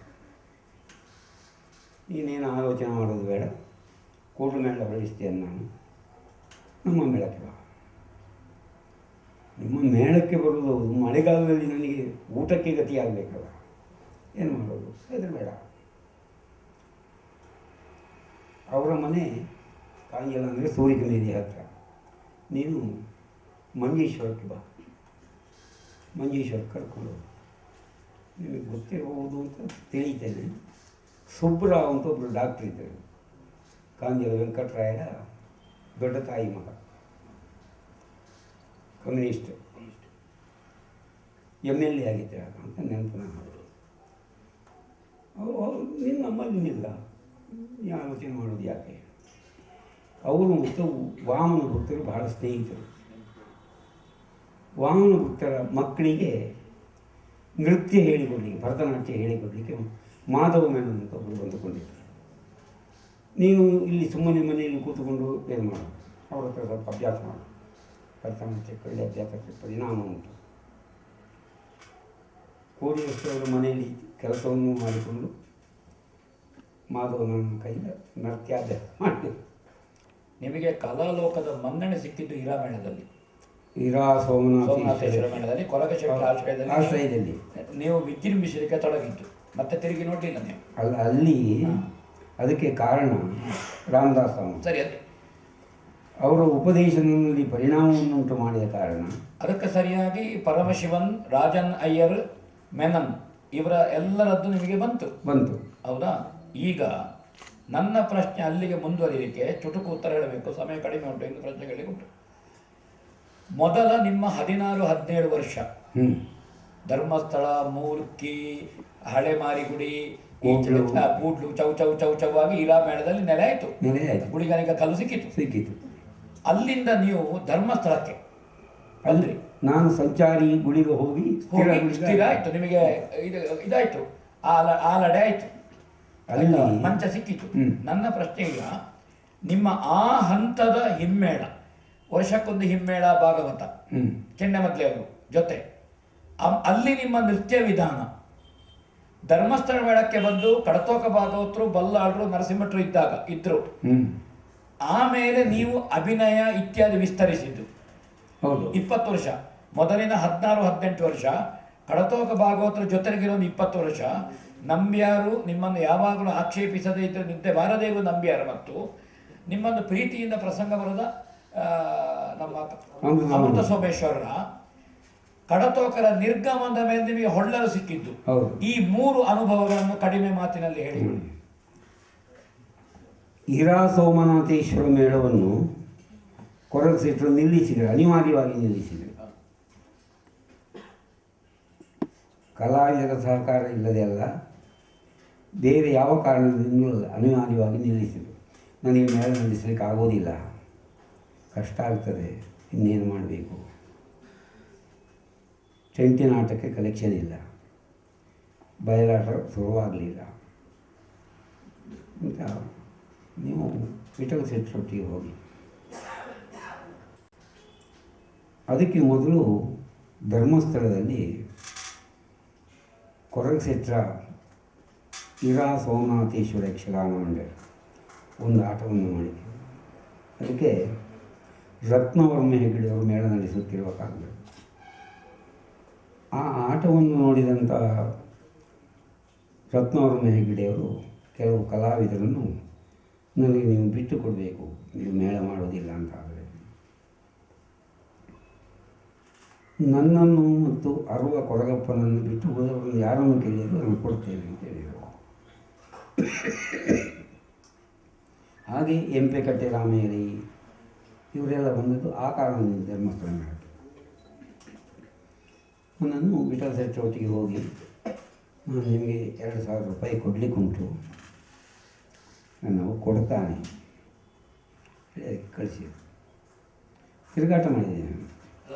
ನನ್ನ ಪ್ರಶ್ನೆ, ಅಲ್ಲಿ ಮೊದಲ 18 ವರ್ಷದ ನಿಮ್ಮ ಹಿಮ್ಮೇಳಕ್ಕೆ ನಿಮಗೆ ಅದನ್ನೇ ಹೇಳ್ತಾ ಇದ್ದೀನಿ. ಕಡತೋಕದವರು, ನೀವು ಅದೇ ವಿಷಯಕ್ಕೆ ಎಂಟರ್ ಆಗಬೇಕು, ಉಳಿದವರು ಮಾತಾಡಲಿಕ್ಕಿಲ್ಲ. ನೆಕ್ಸ್ಟ್ ನಿಮ್ಮ 20 ವರ್ಷ ಕಡತೋಕದವರದ್ದು, ಆಮೇಲಿನ ಹೊಳ್ಳದ ವಿಷಯವೇ ಟಚ್ ಮಾಡಬೇಕು. ಈಗ ಹಾಗೆ ಧರ್ಮಸ್ಥಳ ಮೇಳಕ್ಕೆ ಬಂದದ್ದು ನಾನು ಅನಿವಾರ್ಯವಾಗಿ. ನಾನು ಮೇಳಕ್ಕೆ ಬರುವುದನ್ನೇ ಆಕ್ಷೇಪಿಸಿದ ಕಲಾವಿದರಿದ್ದರು. ಮೇಳಕ್ಕೆ ಬಂದೆ. ಮೇಳಕ್ಕೆ ಬಂದ ಮೇಲೆ ನನಗೆ ವೇಷ ಕೊಡುವುದಕ್ಕೆ ಭಾಗವತರು ಆಲೋಚಿಸಬೇಕಾಗಿ ಬಂತು. ಯಾವ ವೇಷ ಕೊಡೋದು ಅಂದರೆ ಮೊದಲಿದ್ದ ಕಲಾವಿದರಿಗೆ ನಿಶ್ಚಿತವಾದಂತಹ ವೇಷಗಳು, ಅದನ್ನು ಬದಲಾಯಿಸಿದರೆ ಅವರು ಮೇಳದಲ್ಲಿ ನಿಲ್ಲುವುದಿಲ್ಲ ಅಂತ ಹೇಳ್ತಾರೆ. ಏನು ಮಾಡೋದು? ಆ ಸಂದರ್ಭದಲ್ಲಿ ಮಹಾಬ್ರಾಹ್ಮಣ ನಿಶ್ಚಯ ಮಾಡಿದರು. ಮಹಾಬ್ರಾಹ್ಮಣದಲ್ಲಿ ಆ ಮೊದಲು ಆಡಿರಲಿಲ್ಲ. ನಾನು ಕೌಶಿಕ ಮಾಡಲಿಕ್ಕೆ ಆರಂಭಿಸಿದೆ. ವಿಶೇಷ ಅಂದರೆ ನಾನು ಒಂದು ವೇಷವನ್ನು ಆರಂಭ ಮಾಡಿದರೆ ನಮ್ಮ ಮೇಳದ ಕಲಾವಿದರು ಉಳಿದವರು ಮಾಡೋದಿಲ್ಲ. ಸಂಕಲನ, ಅದು ಮಹಾಬ್ರಾಹ್ಮಣ ಎಂಬುದು ಸಂಕಲನ. ಅದರಲ್ಲಿ ಕೌಶಿಕ, ತ್ರಿಶಂಕು ಸ್ವರ್ಗಕ್ಕೆ ಕೌಶಿಕ, ಸುಂದರರಾಯರು ಬಾರದೇ ಇದ್ದರೆ ವಿಶ್ವಾಮಿತ್ರ ಮೇನೆಗೂ ಕೌಶಿಕ, ಕೊನೆಯ ಯಜ್ಞ ಸಂರಕ್ಷಣೆಯೂ ಕೌಶಿಕ. ಪೀಠಿಕೆಯಿಂದ ಬೆಳಗ್ಗಿನವರೆಗೆ ವೇಷ ಮಾಡಿದವರು. ಕಡತೋಕ ಭಾಗವತರು ಬರೀ ಹಾಡುವುದು ಮಾತ್ರ ಅಲ್ಲ ಮಾರೆ, ಪದ್ಯ ಹೇಳಲಿಕ್ಕೆ ಆರಂಭ. ಹಗಲು ನಮ್ಮ ಕೆಲಸ ಒಂದು ಅದುವೆ ಪದ್ಯ ಹೇಳೋದು. ಹೆಚ್ಚು ಹೊತ್ತೇನಿಲ್ಲ, 1 ಗಂಟೆ ಹೊತ್ತು ಬಲ್ಲಾಡನ್ನು ಕೂತುಗೊಳಿಸಿ, ನನ್ನನ್ನು ಕೂತುಗೊಳಿಸಿ, ಅವಳು ಬಡಗಿನಲ್ಲಿ ಹೀಗೆ ಮಾಡಲಿಕ್ಕಾಗ್ತದೆ, ಹೀಗೆ ಮಾಡಲಿಕ್ಕಾಗ್ತದೆ ಕಾಣುವುದೂ ಇಲ್ಲ. ಆದ ಕಾರಣ ಯಾರು ಏನೇ ಹೇಳಲಿ ನಾನು ಆಲೋಚನೆಯೇ ಮಾಡೋದಿಲ್ಲ. ಅವನ ದೃಷ್ಟಿಕೋನದಿಂದ ಒಳ್ಳೆಯವ್ರನ್ನ ಕಾಣ್ತದೆ ಅಷ್ಟೇ. ಖಂಡಿತವಾಗಿಯೂ ಈ ಸಂವಾದವನ್ನು ಇನ್ನೂ 1 ಗಂಟೆ ನಡೆಸಿದ್ರು ಬಹುಶಃ ನಮಗೆಲ್ಲ ಆಪ್ಯಾಯಮಾನ ಆದೀತು. ಆದರೆ ಇವತ್ತಿನ ಕಾರ್ಯಕ್ರಮದ 2 ಸುತ್ತ ಅಥವಾ 3 ಸುತ್ತ 2.5 ಸುತ್ತ ಅಂತ ಅನುಮಾನ ಇತ್ತು. ಆದರೆ 1 ಸುತ್ತಿನಲ್ಲಿ ಇದು ಖಂಡಿತವಾಗಿಯೂ ಸಂಪನ್ನಗೊಂಡಿದೆ. ನಾವು ಬಹಳಷ್ಟನ್ನು ಗೋವಿಂದ ಭಟ್ರಿಂದ ಕೇಳಿ ತಿಳಿದಿದ್ದೇವೆ. ಆ ಧನ್ಯತೆ ನಮ್ಮದು. ಮತ್ತು ಈ ಸಂವಾದ ಕಾರ್ಯಕ್ರಮದಲ್ಲಿ ಭಾಗವಹಿಸಿದಂತಹ ಅಶೋಕ್ ಭಟ್ರು, ರಾಧಾಕೃಷ್ಣ ಕಲ್ಚಾರ್, ಗಣರಾಜ್ ಕುಂಬ್ಳೆ, ಸಿಬಂತಿ, ಆರತಿ ಎಲ್ರಿಗೂ ಮತ್ತೊಮ್ಮೆ ಮಗದೊಮ್ಮೆ ಧನ್ಯವಾದಗಳನ್ನು ಹೇಳ್ತಾ, ಕೊನೆಗೆ ಯಕ್ಷಗಾನದಲ್ಲಿ ಯಾವ ನಿಲುವನ್ನು ನಾನು ನೃತ್ಯ ಪ್ರಕಾರದಲ್ಲಿ ತೋರಿಸಿಕೊಡ್ತೇನೆ ಎಂಬುದನ್ನು ನನಗೆ ಸಾಧ್ಯವಾಗುವಂತೆ ಈ ವಯಸ್ಸಿನಲ್ಲಿ, ಇಲ್ಲವಾದರೆ ಸರಿಯಾಗಿ ಹೇಳ್ತಿದ್ದೆ. ಮೊನ್ನೆ ತೋರಿಸಿಕೊಡಬೇಕು ನನ್ನ ಶಿಷ್ಯ ಶಿವಶಂಕರ ದಿವಾಣ ಹೇಳಿ, ಅವನಿಗದು ಏನು ಒಂದೇ ಗೊತ್ತಾಗಲಿಲ್ಲ.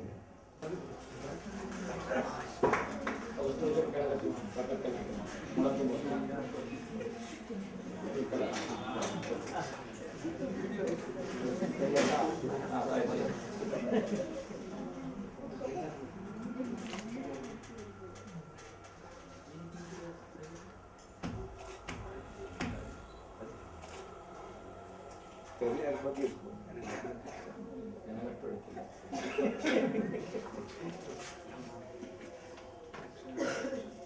ಸಮ ಸಮ ಇಷ್ಟೊಂದು ಹೇಳಿ ಇಲ್ಲಿಂದ ಇಲ್ಲಿಗೆ ಎಷ್ಟು ಉದ್ದವೋ ಅದಕ್ಕಿಂತ ಹೆಚ್ಚಿನ ಪ್ರಯೋಗ ಇದೆ. ಆಗ್ತದೆ ಅದೊಂದು ಎತ್ತರ ಹಾಗೆ ಇದೆ, ಕನ್ನಡದಲ್ಲೇ ಹೇಳಿ. ಈ ಯಕ್ಷಗಾನದ ನರ್ತಕ ಎಷ್ಟೇ ಪ್ರಯತ್ನ ಮಾಡಿ ಈ ಆಯವನ್ನು ಬಿಟ್ಟು ಕೊಡಲಿಕ್ಕೆ ಆಗುವುದಿಲ್ಲ. ಯಕ್ಷಗಾನದಲ್ಲಿ ಭರತನಾಟ್ಯದಲ್ಲಿ ಆಗುವುದಿಲ್ಲ. ನಾವು ಕಾಲವನ್ನು ಹೀಗೆ ಮಾಡ್ಬೋದು, ಹೀಗೆ ಮಾಡ್ಬೋದು, ಆದರೆ ಆ ಉದ್ದದ ಅಳತೆ ಏನುಂಟು ಅದಕ್ಕಿಂತ ಹೆಚ್ಚು ಮಾಡಲಿಕ್ಕೆ ಆಗೋದೇ ಇಲ್ಲ. ನಿಲ್ಲುವುದು ಹೀಗೆ ನಿಲ್ಲುವುದು, ಮೊಣಕಾಲು ಮತ್ತು ಕೈ ಇದು ಸಮನಾಗಿದೆ. ಅದಕ್ಕಾಗಿ ಹೀಗೆ ಹಿಡಿಯುವುದಿಲ್ಲ. ಮೊದಲು ಹೇಗೆ ಹಿಡ್ಕೊಂಡಿದ್ದಾರೆ ಗೊತ್ತಿಲ್ಲ. ನನಗೆ ಹೇಳಿಕೊಡುವಾಗ ಎಡಕಾಲಿಗೆ ಬಲಕೈ, ಬಲಕಾಲಿಗೆ ಎಡಕೈ ಉಪಯೋಗಿಸಬೇಕು ಅಂತ ಹೇಳಿಕೊಟ್ಟರು. ನಾನು ಅದನ್ನು ಬಿಟ್ಟಿದ್ದೇನೆ. ಎರಡೂ ಕೈಗಳನ್ನು ತೆಕ್ಕೊಳ್ಬೇಕು ಅಂತ ಹೇಳಿದೆ.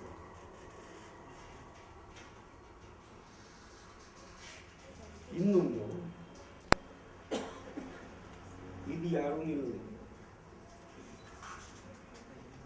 ಯಕ್ಷಗಾನದಲ್ಲಿ ಹೀಗೊಂದು ಪದ್ಧತಿ.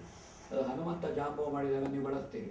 ಅದು ನಿಲ್ಲುವ ಕ್ರಮವೇ ಹಾಗೆ. ಹನುಮಂತ ಜಾಂಬವ ವಿಠಲ ಶಾಸ್ತ್ರಿಗಳು ಮಾಡುತ್ತಿದ್ರಂತೆ. ಅಲ್ಲ, ನಿಲ್ಲುವ ಕ್ರಮ ಹಾಗೆ. ಹೀಗೆ ಹೋಗುದು.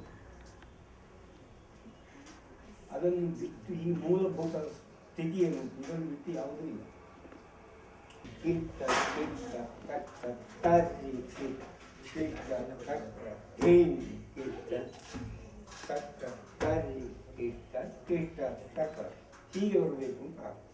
ಅಮ್ಮ 5 6 7 1 2 5 6 7 ಸೂರ್ಯೋದಯಕ್ಕೆ ಮುನ್ನುಡಿಯಾಗುತ್ತೋ ಹಾಗೆ ಇವತ್ತಿನ ವಿಚಾರ ಸಂಕಿರಣ ನಮ್ಮ ತುಮಕೂರಿನಲ್ಲಿ ಮತ್ತಷ್ಟು ಯಕ್ಷಗಾನದ ಕಾರ್ಯಕ್ರಮಗಳು ಆಗಲಿ, ಅದಕ್ಕೆ ಮುನ್ನುಡಿ ಆಗಲಿ ಅಂತ ಆಶಿಸ್ತಾ ಈಗಿನ ಗೌರವ ಸಮರ್ಪಣಾ ಕಾರ್ಯಕ್ರಮವನ್ನು ಶುರು ಮಾಡೋಣ.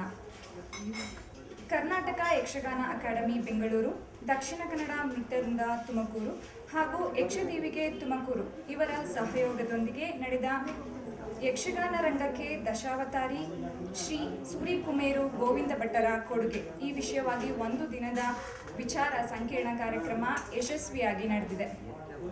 ಈಗ ಕಾರ್ಯಕ್ರಮದ ಪ್ರಮುಖ ಘಟ್ಟ ಬಗೆದಷ್ಟು ಬರಿದಾಗದ ಕಣಜ ಶ್ರೀ ಸೂರಿಕುಮೇರು ಗೋವಿಂದ ಭಟ್ಟರಿಗೆ ಗೌರವವನ್ನು ಸಲ್ಲಿಸುವಂತಹ ಸಮಯ.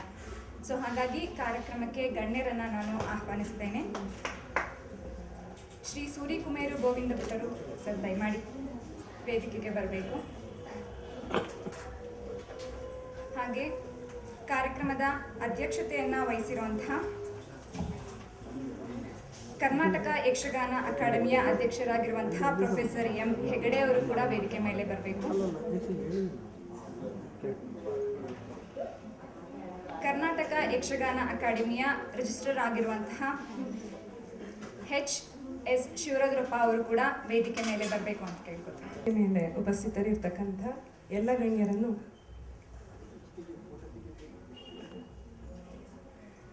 ಪ್ರೀತಿಪೂರ್ವಕವಾಗಿ ಬರಮಾಡಿಕೊಳ್ತಾ ಇದ್ದೇನೆ. ಪದೇ ಪದೇಯಾಗಿ ಪರಿಪರಿಯಾಗಿ ಸ್ವಾಗತ ಆಗಿದೆ. ಹಾಗಾಗಿ ಸ್ವಾಗತದ ವಿಷಯವನ್ನೇ ಮತ್ತಷ್ಟು ಹೇಳೋದಕ್ಕಿಂತ ಈ ಸಂದರ್ಭದ ಬಗ್ಗೆ ಒಂದೆರಡು ಮಾತನಾಡೋಣ ಅಂತ ಹೇಳಿ ಯೋಚನೆ ಮಾಡ್ತಾ ಇದ್ದೇನೆ. ನಮ್ಮ ಬಾಲ್ಯದ ದಿವಸಗಳನ್ನು ಹೇಳೋದಿದ್ರೆ ನಮಗೆ ಗೋವಿಂದ ಭಟ್ರು ಯಾರು ಏನು ಅಂತ ನೋಡಿ ಗೊತ್ತಿಲ್ಲ, ಕೇಳಿ ಅಂತಲೂ ಹಾಗೆ ಗೊತ್ತಿದ್ದ ಇದಲ್ಲ. ನಮ್ಮ ದೊಡ್ಡಮ್ಮನ ಮನೆಯಲ್ಲಿ ಯಕ್ಷಗಾನದ ಕ್ಯಾಸೆಟ್ ಕೇಳೋದು. ಆಗ ನಮ್ಮ ಮನೆಯಲ್ಲಿ ಕರೆಂಟೆಲ್ಲ ಇದ್ದಂಥ ಟೈಮಲ್ಲ, ಅಲ್ಲಿ ಕರೆಂಟ್ ಇತ್ತು, ಟೇಪ್ ರೆಕಾರ್ಡರ್ ಇತ್ತು. ನಮಗದೊಂದು ಹೊಸ ವಿಷಯ, ಟೇಪ್ ರೆಕಾರ್ಡರ್ ಇದೆ, ಅದರಲ್ಲಿ ಏನೋ ಒಂದು ಕ್ಯಾಸೆಟ್ ಹೀಗೆ ಹಾಕಿದ್ರೆ ಅದರಲ್ಲಿ ಇಷ್ಟು ರೀಲ್ ಇರ್ತದೆ, ಸುತ್ತುತ್ತಾ ಏನೋ ಅದರಲ್ಲಿ ಧ್ವನಿ ಕೇಳ್ತದೆ ಅಂತ ಅನ್ನೋದು ಒಂದು ಸೋಜಿಗ. ಹಾಗಂತ ದೊಡ್ಡ ಹುಚ್ಚು ಯಕ್ಷಗಾನದ್ದು, ಅದನ್ನು ಕೇಳ್ಬೇಕು. ಅಲ್ಲಿಗೆ ಹೋದರೆ ಇಡೀ ದಿವಸ ಮಾಡುವ ಕೆಲಸ ಅಂತ ಹೇಳಿದರೆ ಅವರು ಸಾಕು ನಿಲ್ಲಿಸು ಅಂತೇಳಿ ಹೇಳುವಷ್ಟರವರೆಗೂ ಕ್ಯಾಸೆಟ್ ಹಾಕೋದು ಕೇಳೋದು, ಕ್ಯಾಸೆಟ್ ಹಾಕೋದು ಕೇಳೋದು. ಆಗ ಸುಭದ್ರ ರಾಯಭಾರ ಅಂತ ಹೇಳಿ ಒಂದು ಪ್ರಸಂಗ. ಆ ಸುಭದ್ರಾ ರಾಯಭಾರದಲ್ಲಿ ಕೃಷ್ಣನ ಪಾತ್ರ ನಮ್ಮ ಈ ಶ್ರೀಯುತ ಗೋವಿಂದ ಭಟ್ರು ಅವರದ್ದು. ನಮಗೆ ಬಾಲ್ಯದ ಮನಸ್ಸಿಗೆ ಅದರೊಳಗೆ ಪಾತ್ರಗಳು ಯಾರಿರುವುದಿಲ್ಲ ಅಥವಾ ಅದು ರೆಕಾರ್ಡೆಡ್ ಅಂತ ಅನ್ನೋದೆಲ್ಲ ಅರ್ಥ ಬಹುಶಃ ನಾವು ಅಷ್ಟು ಪೆದ್ರಿದ್ವೋ ಗೊತ್ತಿಲ್ಲ. ನಮಗೆ ನಾವು ಅದರೊಳಗೆ ಇಣಕಿ ನೋಡುದು, ಯಾರು ಕೂತಿದ್ದಾರೆ, ಹೇಗೆ ಮಾತಾಡ್ತಾರೆ, ಯಾಕೆ ಕಾಣಿಸೋದಿಲ್ಲ. ಅದರೊಳಗೆ ಏನೋ ಈಗ ಟೇಪ್ ರೆಕಾರ್ಡ್ನ ಒಳಗಡೆ ಇಣಕಿ ನೋಡಿದ್ರೆ ಏನೋ ಒಂಥರ ಮಿರ ಮಿನಿಗಿದಾಗ ಕಾಣೋದು. ಅದು ನಮ್ಮ ಭ್ರಮೆಯೋ ಅಥವಾ ಅದರೊಳಗೆ ಏನಾದರೂ ವ್ಯವಸ್ಥೆ ಇತ್ತೋ ಗೊತ್ತಿಲ್ಲ. ಆಗ ಕೃಷ್ಣನ ಪಾತ್ರವಾಗಿ ನಮಗೆ ಕೇಳಿದಂಥ ಧ್ವನಿ ಇದೆಯಲ್ಲ, ಅದು ಎಷ್ಟು ಇಷ್ಟದ ಧ್ವನಿ ಅಂತ ಹೇಳಿದರೆ, ಆವಾಗೆಲ್ಲ ನಾವು ಮಕ್ಕಳಿದ್ದಾಗ ಕನಸು ಕಾಣೋದು, ಕೃಷ್ಣ ಈಗ ದೇವರಾಗಿ ಬಂದು ನಮ್ಮ ಹತ್ರ ಮಾತಾಡಿದರೆ ನಮಗೇನಾದರೂ ವರ ಕೊಟ್ಟರೆ ಏನು ವರ ಕೊಡಬಹುದು ಅಥವಾ ಹೇಗೆ ಕೊಡಬಹುದು, ಹೇಗೆ ಮಾತಾಡಬಹುದು ಅಂತ ಹೇಳಿದರೆ ನಮಗೆ ಕೇಳಿಸ್ತಕ್ಕಂಥ ಧ್ವನಿ ಗೋವಿಂದ ಭಟ್ರದ್ದೇ ಆಗಿತ್ತು. ಯಾಕೆಂತ ಹೇಳಿದರೆ ನಮ್ಮ ಕಲ್ಪನೆಗೆ ಸಿಕ್ಕಿದಂತಹ ಕೃಷ್ಣ ಅವರು ಮೊದಲಿಗೆ. ಆಮೇಲೆ ರಂಗಸ್ಥಳದಲ್ಲಿ ಮೆರಿತಾ ಅವರು ತೆಂಕುತಿಟ್ಟಿನ ಅದ್ಭುತ ಕೌರವನಾಗಿ ಮೆರೆದ್ರು. ಅಥವಾ ಒಟ್ಟು ಯಕ್ಷರಂಗದ ಕೌರವನ ಪಾತ್ರ ಅವರಷ್ಟು ಮಾಡ್ಲಿಕ್ಕೆ ಯಾರಿಂದಲೂ ಸಾಧ್ಯ ಇಲ್ಲ ಅಂತ ಅನ್ನೋದಂತೂ 100ಕ್ಕೆ 100 ನಿಜ. ಅದು ಇವತ್ತೀಗ ಪ್ರಸಂಗ ಬದಲಾಯಿಸೋಣ ಅಂತ ಕೇಳ್ತಾ ಇದ್ದೆ ಒಂದ್ಸರ್ತಿ. ಬೆಳಗ್ಗಿಂದ ಇಷ್ಟು ಅವರ ಬಗ್ಗೆ ಮಾತಾಡಿರೋದನ್ನು ಕೇಳಿದ ಮೇಲೆ, ಅಂದರೆ ಅದರಲ್ಲಿ ಉತ್ಪ್ರೇಕ್ಷೆ ಏನಿಲ್ಲ. 70 ವರ್ಷ ಒಂದೇ ರಂಗದಲ್ಲಿ ತೊಡಗಿಸಿಕೊಂಡವರಿಗೆ ಅದೇ ಬದುಕು, ಯಕ್ಷಗಾನವೇ ಅವರ ಬದುಕಾಗಿ ಅವರು ಬೆಳೆದಿರುವಾಗ ಅವರೊಬ್ಬ ಬಹುದೊಡ್ಡ ಸಾಧಕನಾಗಿ ನಮ್ಮೆದುರು ಇದ್ದಾರೆ. ಅದಕ್ಕಾಗಿ ಅವರನ್ನು ಈ ಸಂದರ್ಭದಲ್ಲಿ ಇಲ್ಲಿ ಅಭಿನಂದಿಸುವಂಥ ಒಂದು ಅವಕಾಶ ಸಿಕ್ಕಿದ್ದಕ್ಕಾಗಿ ನಿಜಕ್ಕೂ ಬಹಳ ಸಂತೋಷ ಆಗ್ತಾ ಇದೆ. ತೀರಾ 1-2ನೇ ಕ್ಲಾಸ್ನಲ್ಲಿ ಇದ್ದಾಗಲೇ ಅಷ್ಟು ಅವರ ಬಗ್ಗೆ ಅವರ ಮಾತುಗಳನ್ನಷ್ಟೇ ಕೇಳಿ ಗೊತ್ತಿದ್ದು ನನಗೆ. ನೇರವಾಗಿ ಅವರನ್ನು ನೋಡುವಂಥ ಅವಕಾಶ ಸಿಕ್ಕಿದ್ದು ನಾನು ಉಜಿರೆ ಕಾಲೇಜಿನಲ್ಲಿ ಫೈನಲ್ ಇಯರ್ BA ವಿದ್ಯಾರ್ಥಿನಿಯಾಗಿದ್ದಾಗ. ನಮ್ಮ ಗುರುಗಳು ಉಜಿರೆ ಅಶೋಕ ಭಟ್ರು ಅವರು ನಾವು 2ನೇ ವರ್ಷದ BA ಮಾಡ್ತಿರುವಾಗ ಹೇಳ್ತಾ ಇದ್ರು, ಮುಂದಿನ ವರ್ಷ ಇವಳತ್ರೊಂದು ಕೌರವ ಮಾಡಿಸಿ ನೋಡಬೇಕು ನನಗೆ ಅಂತ. ನನಗೆ ಆಗ ಪಾತ್ರ ಎಂಥದೋ ಒಂದು ವೇಷ ಮಾಡಬೇಕು ಒಟ್ಟಾರೆ ಅಷ್ಟೇ. ಯಾಕೆ ಅಶೋಕಣ್ಣ ಪದೇ ಹೇಳ್ತಾರೆ ಒಂದು ಕೌರವ ಮಾಡಿಸ್ಬೇಕು. ಅವ್ರ ಲಿಸ್ಟಲ್ಲಿ ಒಂದು ಅತಿಕಾಯ ಒಂದು ಬಾಕಿ ಉಳಿದಿದೆ, ನಾನು ಮಾಡೋದು ಇನ್ನೂ ಮಾಡಲಿಲ್ಲ ಅದು. ಅದಕ್ಕೆ ಬಹುಶಃ ಈಗ ನನಗೆ ಅನಿಸೋದು, ನಮ್ಮ ಎಷ್ಟು ದೊಡ್ಡ ನಿಧಿಯೊಂದು ನಮ್ಮ ಎದುರು ಬಂದು ನಿಂತಿತ್ತು, ಅದನ್ನು ನಾವು ನಿಜವಾಗ್ಲೂ ಬಳಸ್ಕೊಂಡ್ವಾ ಅಂತ ಅನ್ನೋದು ನನಗೆ ಈಗ ವಿಸ್ಮಯ ಅಂತ ಅನ್ನಿಸ್ತದೆ. ಆ ಕೌರವನ ಪಾತ್ರಕ್ಕೆ ನನ್ನನ್ನು ಸಿದ್ಧಗೊಳಿಸೋದಕ್ಕೆ ಅಥವಾ ಅದಕ್ಕೆ ತರಬೇತಿಯನ್ನು ಕೊಡೋದಕ್ಕೆ ಸಾಕ್ಷಾತ್ ನನ್ನ ಬಾಲ್ಯದ ಕೃಷ್ಣ ಬಂದಿದ್ರು, ಅರ್ಥಾತ್ ರಂಗಸ್ಥಳದ ಕೌರವ ಬಂದಿದ್ರು. 1 ವಾರ ಅವರು ಕೊಟ್ಟಂತಹ ತರಬೇತಿ. ಅಲ್ಲಿಯವರೆಗೆ ನಮಗೆ ಹೇಗೆ ಅಂತ ಹೇಳಿದ್ರೆ ಪದ್ಯ ಶುರುವಾಗ್ತದೆ, ಅದರ ರಂಗಸ್ಥಳ ತುಂಬುದು ಅಂತ ಒಂದು ಬಗೆ ಇದೆ, ರಂಗ ನಡೆ ಅಂತ ಒಂದು ಇದೆಯಲ್ಲ. ನನಗೆ ಅಷ್ಟಾಗಿ ಅದರ ಕಲ್ಪನೆ ಇರಲಿಲ್ಲ. ಅಶೋಕಣ್ಣ ಅವರ ಜ್ಞಾನದ ಒಂದು ವಿಸ್ತಾರದೊಳಗೆ ನಮಗೆ ಹೇಳಿಕೊಡುವಂಥ ಪ್ರಯತ್ನ ಮಾಡ್ತಿದ್ರು. ಅವ್ರು ಎಷ್ಟು ಹೇಳ್ಕೊಡ್ತಿದ್ರು ಅಷ್ಟನ್ನು ಕಲಿಯೋದನ್ನು ನಾವು ಪ್ರಯತ್ನ ಪಡ್ತಾ ಇದ್ವಿ. ಆ ಸಮಯದಲ್ಲಿ ಶ್ರೀಯುತರು ಬಂದಾಗ ಇಡೀ ಅವರು ಒಮ್ಮೆ ಪ್ರವೇಶ ಆದರು ಅಂತ ಹೇಳಿದ್ರು. ಅಲ್ಲಿ ನಮಗೊಂದು ಕ್ಲಾಸ್ ರೂಮ್ 021 ಅಂತಂದು ನಮ್ಮ ಪ್ರಾಕ್ಟೀಸಿನ ಕ್ಲಾಸ್ ರೂಮ್ ಉಜಿರೆ ಕಾಲೇಜಿನಲ್ಲಿ. ಅವರು ಒಂದು ಎಂಟರಾಗಿ ಬಂದು ಹೀಗೆ ಬರುವಷ್ಟರಲ್ಲಿ ಇಡೀ ರಂಗಸ್ಥಳ, ಅಂದರೆ ಆ ಪ್ಲೇಸನ್ನು ನಾವು ರಂಗಸ್ಥಳ ಅಂತ ಕನ್ಸಿಡರ್ ಮಾಡೋದಾದರೆ ತುಂಬಿ ಆಗ್ತಿತ್ತು. ನಾನು ನೋಡೋದು, ನಾನು ಹೇಗೆ ಹೀಗೆಲ್ಲ ಹೋಗೋದು ಅಂತಂದರೆ ನನಗೆ ಅರ್ಥ ಆಗ್ತಾ ಇರಲಿಲ್ಲ. ಒಂದು ದಿವಸ ಅಂತೂ ಭಾಳ ಭಯ ಆಯಿತು, ಇದು ಆಗುವ ಕೆಲಸ ಅಲ್ಲ ನನ್ನ ಕೈಯಲ್ಲಿ ಅಂತ. ಆದರೆ ಅವರು ಒಬ್ಬ ಗುರುವಾಗಿ ಒಂದು ಕಲಿಯುವಂಥ ಅಭಿಲಾಷೆ ಇರತಕ್ಕಂಥವಳನ್ನು ಹೇಗೆ ಕಲಿಸಿ ಒಬ್ಬ ಗುರು ಕಾಣಿಸಬಹುದು ಅಂತ ಅನ್ನೋದಕ್ಕೆ ಅವರು ನಿಜವಾದ ಉದಾಹರಣೆ ಇಲ್ಲಿ ಹೇಳಿಕೊಟ್ರು. 1 ವಾರ ಅದೇ ಸಂದರ್ಭಕ್ಕೆ ಗ್ರಾಚಾರ ಕೆಟ್ಟಾಗ ನನಗೇನಾಯಿತು ಅಂತಂದರೆ, ಹಾಸ್ಟೆಲಲ್ಲಿ ಮೆಟ್ಲು ಇಳಿಯುವಾಗ ಎಡವಟ್ಟು ಮಾಡಿಕೊಂಡು 2 ಮೆಟ್ಲು ಸ್ಕಿಪ್ ಆಗಿ ಕಾಲು ಒಂದು ಸ್ವಲ್ಪ ಇದಾಗಿತ್ತು, ಅಡಿಮಗಚ್ಚೋದು ಅಂತ ಹೇಳ್ತೇವಲ್ಲ, ಹಾಗಾಗಿತ್ತು. ನಾನು ಡಾಕ್ಟ್ರ್ ಹತ್ರವೂ ಹೋಗಲಿಲ್ಲ. ಹೋದರೆ ಎಲ್ಲಿ ಆದ್ರೆ ಅಕಸ್ಮಾತ್ ಕ್ರೇಪ್ ಬ್ಯಾಂಡೇಜ್ ಸುತ್ತಿಬಿಟ್ಟು ಇನ್ನೊಂದು ವಾರ ರೆಸ್ಟ್ ತಗೊಳ್ಬೇಕು, ಕಾಲು ಹೀಗೆ ಇಟ್ಟು ಅಂತ ಹೇಳಿಬಿಟ್ರೆ ವೇಷ ಮಾಡಲಿಕ್ಕೆ ಆಗೋದಿಲ್ಲ. ಅದಾಗಿ 2ನೇ ದಿವಸಕ್ಕೆ ನಮ್ಮದು ಪ್ರಸಂಗ ಇದ್ದದ್ದು, ಆಗಸ್ಟ್ ತಿಂಗಳಲ್ಲಿ, ಅದು 2002ನೇ ಇಸ್ವಿ. ಮುನ್ನಾ ದಿವಸ ಅವರು ಶ್ರೀಯುತರು ಹೇಳಿದರು, ಈಗ ಮಗು ಕೌರವ ನನ್ನ ವೇಷ, ಒಳ್ಳೆ ಮಾಡಬೇಕು ನೀನು. ನಾನು ಮೊದಲೇ ಹೆದರಿದ್ದೆ, ಇದೀಗ ನನ್ನ ವೇಷ ಅಂತ ಹೇಳಿದ ಕೂಡ ಅದರಿಂದ ಏನೋ ಒಂದು ನಿರೀಕ್ಷೆ ಇದೆ ಅಂತ ಅನ್ನೋದಂತೂ ಸ್ಪಷ್ಟ ಆಯಿತು ಅಂತ ಹೇಳಿದೆ ಅಷ್ಟೇ. ಒಂದು ಪೆಚ್ಚಾಗಿ ನಕ್ಕಿರ್ಬೋದು ನಾನು ಹೆಚ್ಚು ಅಂತ ಹೇಳಿದರೆ. ಆಯಿತು, ವೇಷ ಹಾಕಿದ್ರು ಅವರು. ಆ ದಿವಸ ಇಡೀ ಪ್ರಸಂಗ ನೋಡ್ಲಿಕ್ಕೆ ನಾನು ನಿಲ್ಲೋದಿಲ್ಲ, ಏನೋ ತುರ್ತು ಕೆಲಸ ಇದೆ ನನಗೆ BC ರೋಡಿಗೆ ಹೊರಡಬೇಕು ಅಂತ ಹೇಳಿದ್ದಿದ್ದು ನೆನಪು. ಹಾಗೆ ಒಂದು ಧೈರ್ಯ ಶುರುವಾಗ ಒಂದು 2 ಪದ್ಯ ಹೇಗೂ ಕಾಲು ನೋವಿದ್ರು ಎಂತ ಇದ್ರು ನಡೀತದೆ. ಒಂದು ವೇಷ ಕಟ್ಟಿ ಗೆಜ್ಜೆ ಕಟ್ಟಿದ ಒಂದು ಉತ್ಸಾಹ ಇರ್ತದಲ್ಲ, ನಡೀತದೆ. ಇಡೀ ಮುಗಿಯುವವರೆಗಂತೂ ಅವ್ರು ಕೂತ್ಕೊಳ್ಳೋದಿಲ್ಲ, ಹಾಗಾಗಿ ಬೈಗಳು ತಿನ್ನುವ ಕೆಲಸ ಇಲ್ಲಲ್ಲ ಅಂಥೇಳಿ ನಾನು ಸ್ವಲ್ಪ ರಿಲ್ಯಾಕ್ಸ್ ಆಗಿದ್ದೆ. ನೋಡ್ತೇನೆ ಅವ್ರು ಎದ್ದು ಹೊರಡಲೇ ಇಲ್ಲ. ಮತ್ತೆ ಆ ದಿವಸ ಅದು ಏನಾಯಿತು ಬಹುಶಃ ರಾಧಾಕೃಷ್ಣ ಕಲ್ಚರ್ ಅವರ ಪರಕಾಯ ಪ್ರವೇಶ ಪುಸ್ತಕ ಇನ್ನು ಇವತ್ತಿಗೂ ಅಲ್ಲಿ ಈಗ ಇದಕ್ಕೆ ಪ್ರದರ್ಶನಕ್ಕೆ ಇಟ್ಟಿದ್ದಾರೆ, ಮಾರಾಟಕ್ಕೆ ಇಟ್ಟಿದ್ದಾರೆ. ಆ ಪರಕಾಯ ಪ್ರವೇಶ ಅಂತನ್ನೋ ಒಂದು ಕಲ್ಪನೆ ನನಗೆ ಅರ್ಥ ಆದದ್ದು ಆ ದಿವಸ. ಅದು ಪವಾಡ ಅಂತ ಹೇಳೋದು ಅಥವಾ ಅದೊಂದು ಯಕ್ಷಗಾನಕ್ಕಿರುವ ಶಕ್ತಿ ಅಂತ ಹೇಳಬೇಕೋ ಹೇಗೆ ಹೇಳಬೇಕು ಅಂತ ನನಗೆ ಖಂಡಿತವಾಗಿಯೂ ಗೊತ್ತಿಲ್ಲ. ಗೆಜ್ಜೆ ಕಟ್ಟಿ ರಂಗಸ್ಥಳಕ್ಕೆ ಹೋದ್ಮೇಲೆ ನನಗೆ ನಾನು ಅಂತ ಅನ್ನೋದು ಮರ್ತೇ ಹೋಗಿದ್ದೆ. ಬುದ್ಧಿಯನ್ನ ನಮ್ಮೆಲ್ಲರ ಕಣ್ಣಿಗೆ ಕಟ್ಟುವಂತ ರೀತಿಯಲ್ಲಿ ಹೇಳಿದಂತಹ ಆರತಿ ಪಟ್ರಮಿ ಅವರಿಗೆ ಧನ್ಯವಾದಗಳು. ಈಗ ಗೌರವ ಸಮರ್ಪಣೆ. ಅಭಿನಂದನಾ ಪತ್ರವನ್ನು ತಮ್ಮೆದುರು ವಾಚಿಸೋದಕ್ಕೆ ಬಯಸ್ತೇನೆ. ಯಕ್ಷಗಾನದ ದಶಾವತಾರಿ ಪರಿಪೂರ್ಣ ಕಲಾವಿದ ಸೂರಿಕುಮೇರು ಕೆ ಗೋವಿಂದ ಭಟ್ ಇವರಿಗೆ ಗೌರವಾದರಗಳಿಂದ ಅರ್ಪಿಸಿದ ಅಭಿನಂದನಾ ಪತ್ರ. 70 ವರ್ಷ ಸುದೀರ್ಘ ತಿರುಗಾಟ ನಡೆಸಿ ತೆಂಕುತಿಟ್ಟು ಯಕ್ಷಗಾನದ ಅಗ್ರಮಾನ್ಯ ಸರ್ವಾದರಣೀಯ ಕಲಾವಿದರೆನ್ನಿಸಿರುವ ತಮ್ಮನ್ನು ಗೌರವಿಸುವುದು ನಮಗೆ ಹೆಮ್ಮೆಯ ವಿಷಯ. 1940 ಮಾರ್ಚ್ 22ರಂದು ಬಂಟ್ವಾಳ ತಾಲೂಕಿನ ಕುಕ್ಕೆ ಮನೆಯಲ್ಲಿ ಕಿನಿಲ ಶಂಕರನಾರಾಯಣ ಭಟ್ ಹಾಗೂ ಲಕ್ಷ್ಮೀ ಅಮ್ಮನವರ ಮಗನಾಗಿ ಜನಿಸಿದ ತಾವು ಯಕ್ಷಗಾನ ರಂಗಕ್ಕೆ ನೀಡಿರುವ ಕೊಡುಗೆ ಅನುಸರಣೀಯ, ಅನುಕರಣೀಯ. 7ನೇ ತರಗತಿಯವರೆಗೆ ಔಪಚಾರಿಕ ಶಿಕ್ಷಣ ಪಡೆಯುವ ಅವಕಾಶ ತಮಗೆ ದೊರೆತದ್ದಾದರೂ ಯಕ್ಷಗಾನವೆಂಬ ವಿಶ್ವವಿದ್ಯಾನಿಲಯದಲ್ಲಿ ತಾವು ಪಡೆದ ಶಿಕ್ಷಣ ಯಾವ ಉನ್ನತ ಪದವಿಗಳಿಗೂ ಕಡಿಮೆ ಇಲ್ಲ. ನಟ ಸಾರ್ವಭೌಮ ಶ್ರೀ ಕುರಿಯ ವಿಠಲ ಶಾಸ್ತ್ರಿಗಳಿಂದ ಯಕ್ಷಗಾನದ ನಾಟ್ಯಾಭ್ಯಾಸ ಮಾಡಿ ಶ್ರೀ ಪರಮಶಿವನ್, ಶ್ರೀ ಮಾಧವ ಮೆನನ್, ಶ್ರೀ ರಾಜನ್ ಅಯ್ಯರ್ಗಳಂತಹ ಮಹಾಗುರುಗಳಿಂದ ಭರತನಾಟ್ಯಾದಿ ಕಲೆಗಳ ಕೌಶಲಗಳನ್ನು ಕರಗತ ಮಾಡಿಕೊಂಡು ತಾವು ಬೆಳೆದ ರೀತಿ ಅಸಾಮಾನ್ಯವಾದದ್ದು.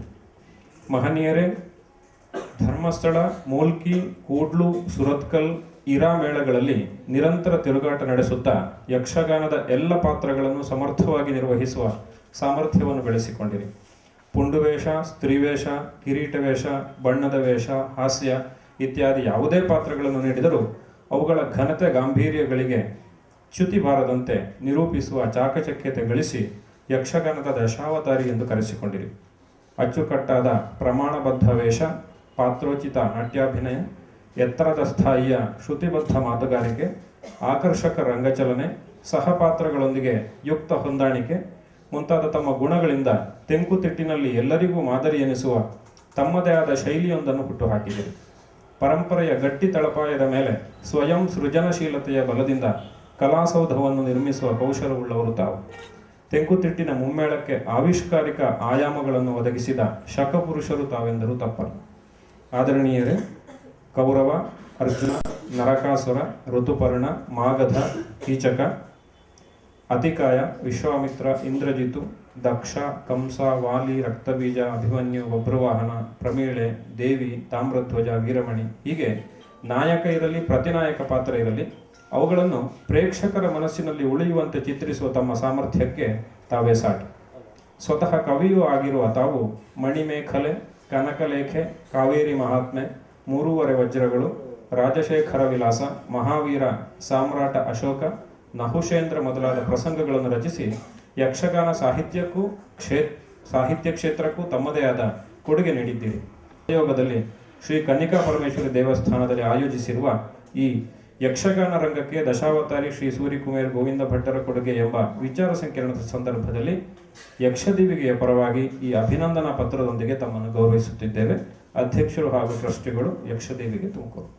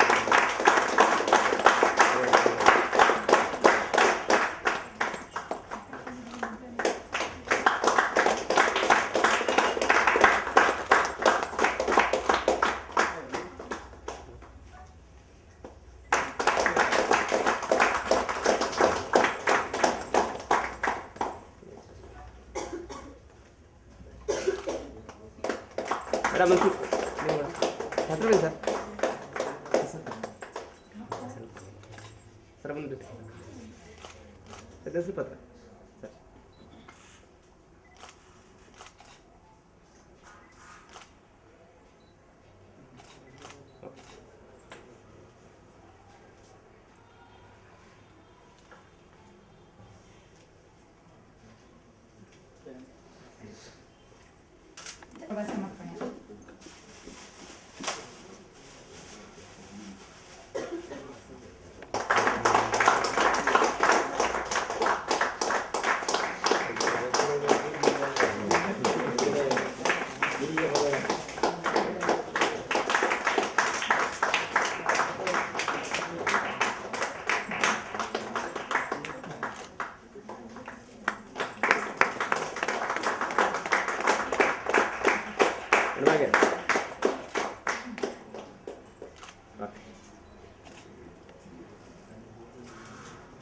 ಹಾಗೂ ಸನ್ಮಾನಿತರು ಆದ ಶ್ರೀ ಸೂರಿಕುಮೇರು ಗೋವಿಂದ ಭಟ್ಟರು ಕಾರ್ಯಕ್ರಮವನ್ನು ಉದ್ದೇಶಿಸಿ ಒಂದೆರಡು ಮಾತಾಡಬೇಕು ಅಂತ ಕೇಳ್ಕೊತೀನಿ. ಎಲ್ಲರಿಗೂ ನಮಸ್ಕಾರ. ಹೀಗೊಂದು ಸನ್ಮಾನವನ್ನು ಸ್ವೀಕರಿಸುವುದಕ್ಕೆ ನಾನು ಮುಂದಾಗಿ ಆಶ್ಚರ್ಯ ಕಾಣ್ತದೆ.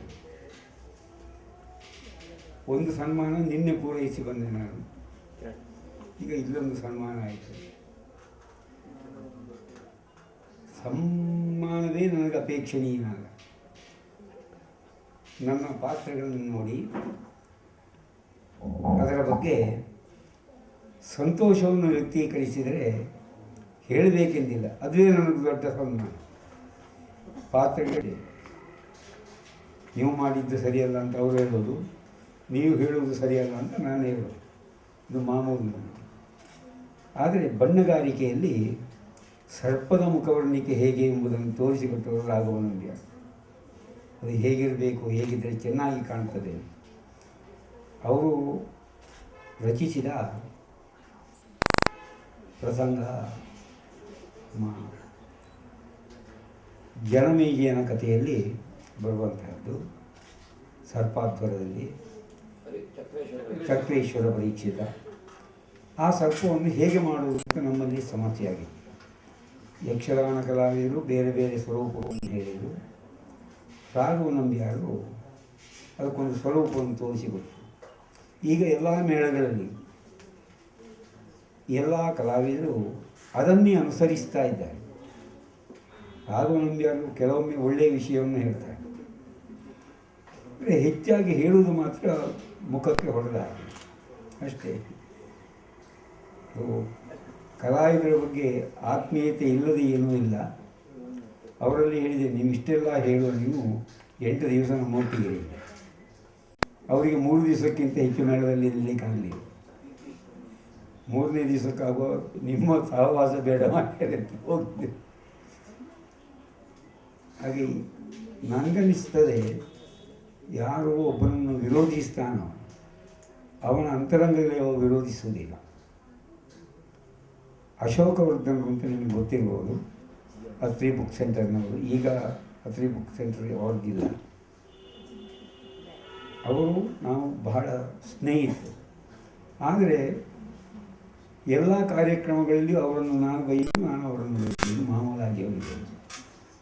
ಅವರು ಆಕ್ಷೇಪಿಸ್ತಾರೆ, ನಾನು ಅವರನ್ನು ಆಕ್ಷೇಪಿಸ್ತೇನೆ. ಮತ್ತೆ ಕೇಳ್ತೇನೆ, ನೀವು ಇಷ್ಟೆಲ್ಲ ಹೇಳುವವರು ಕಾರ್ಯಕ್ರಮಕ್ಕೆ ಬರುವುದು ಯಾಕೆ? ಅದು ನಿಮ್ಮನ್ನು ನೋಡಲಿಕ್ಕೆ ಮಾರಾಯ. ಹೀಗೆ ಆದ ಕಾರಣ ನನಗನಿಸುವುದು,